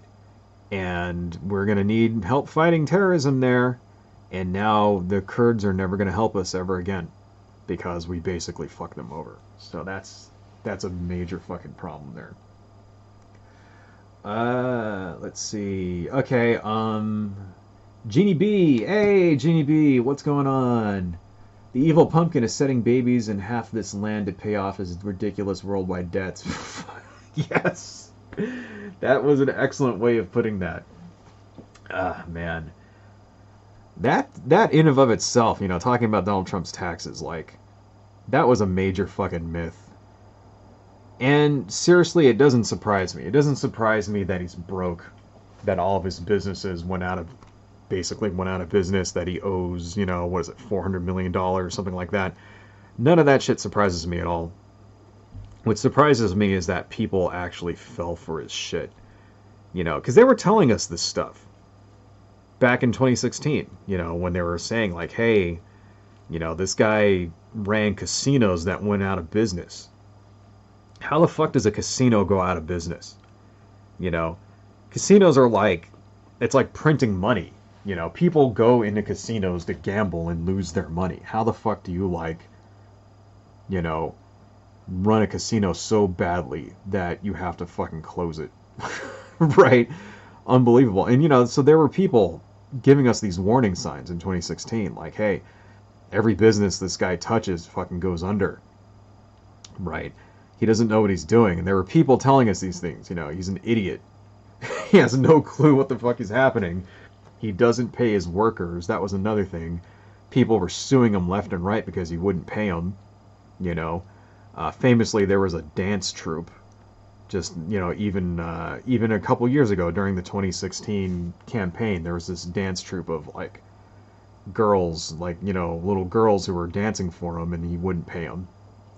Shit like that. So it's like, seeing how he runs his business, how's he going to run the country? And sure enough, that's exactly what he's doing to the fucking country. It's like, well, gee, it's not like they didn't tell us, you know. So anyway, good to hear from you, Jeannie. I will not use your real name because I don't want to dox you. But anyway, it's good to see you. Okay. Let's see. Moving on. I can't answer all of these. I think I gotta end this, dude. It's been like 3 hours. So thank you guys so much. Everybody, I see a bunch of people in the chat. You guys are cool. Thank you to JJ Power. Thank you, Dynacat. Thank you, Mohammed. Thank you, Genie B. And some more people. Modern Monk. Thank you for coming. And you guys are awesome. Onward to Dystopia. Wow, I got a lot of people in my chat today. Thank you guys so much for coming. Yes, I said I needed to piss 20 minutes ago. I've been holding it. You know, when you get old, your prostate gets bigger. You gotta pee more often. Let me zoom out of here, just so that we can see the entire thing. Let's see, video capture device. And let me go to my properties, and then let's go to configure video, camera, zoom back out. Bam. Anyway, as far as this goes, I don't know how far we'll take this. Maybe I'll do some more detailing, and maybe I'll scan it in. I don't think I'm going to do anything with, like, you know, traditional markers and stuff. If you guys have seen in my last couple of streams the thing I was working on before I end this, let me show you the thing that I worked on in the last couple of streams. Here it is. It's pretty much done, this thing. I showed this at the beginning of the stream, but if you weren't on at the beginning of the stream. pretty much done. I actually kind of went through it and darkened in all these areas and put some, like, went through with some, like, white paint and gouache and, gouache or whatever the fuck that's called. Stuff like that, and made highlights and then, darkened it and all that. And I'm thinking I might make prints of this and maybe give them away or something, so it doesn't actually all fit on the page. See, there's the bottom. So it's still, it doesn't all fit in the camera. So I don't know. I'll probably make some prints of this and then, maybe give them to people or something. So I'll keep you guys informed on that. And if you want one, I probably won't even charge anybody. Maybe just charge shipping, like charge like $3 for an envelope or something like that. So we'll see how it goes. But I think this came out pretty good. Just so if you guys wanted to see the progress on that one. And this is what we have for today. So today I don't think I'm going to color the... I might Photoshop this and color it, but we'll go through here maybe next stream and put in some more details on that side. Thank you guys all so much for coming. I really appreciate all of you, even if you don't believe with agree with me completely 100% what I'm saying. Thank you for coming and listening to me rant and rave anyway. Guardian Gaming, thank you too. Modern Monk, thank you. Mohammed, Genie B, everybody, thank you guys for coming. I'm going to go ahead and end this. Before I do, I got to give my traditional ending thing where I point out my social media. So we'll keep it quick. I'm just going to show you 3 things, and then that's it. And yeah, I will eventually, like I've said, I'll just film something one of these days so I could just play it at the end. Whoa, what the hell? Why is this? Oh, yeah, I gotta go to YouTube for that. Give me 1 second. Sorry, guys, 1 second. There it is. Alright, so here's my ending spiel here. Thank you all so much. And before I go, if you guys like what I do and you want to see more of my content, check out my other YouTube channel. This is UCD Videos. And on UCD Videos, I do non-political content. So I do toy unboxings, I do game reviews, I do movie reviews, stuff like that. I talk about TV shows, and I talk about toys, and I talk about video games and gaming hardware and that kind of thing. So if you want to see me talk about nerdy, goofy, nerdy shit and not rant and rave about politics, please check me out on UCD Videos. If you like my artwork, please check me out on DeviantArt. Here's where all of my artwork gets posted. I got comics and stuff on here. I have some colored pages and that kind of thing. Right, so if you like what I do and you want to see more, this is at hawanja@deviantart.com. If you like the channel and you support me and you want to support me and you don't want to go to Patreon, I have an Etsy shop where I sell prints and things. So this is the print that we spent 4 or 5 live streams making. This is what they look like when I'm done with them, and each one of these comes out unique, looks a little different. So if you don't want to go to Patreon and do a recurring thing, please consider buying one of these guys. Here's another one. This is a Lovecraft character, and I sell these for about $15 each, and they're pretty popular. People like them. And one more thing that I have to show you before I leave. This is my webcomic. This is hawanja.com. Fun for the whole stupid family. So my main webcomic is about ninjas and demons and things, and it's like a parody, and it's funny, and there's kung fu and blah, blah, blah, blah, blah. So here you can see it's like 1 page at a time coming. There's like demons, and they're doing like karate, and, he's chopping people's heads off, etc. So that's my main webcomic if you want to see it.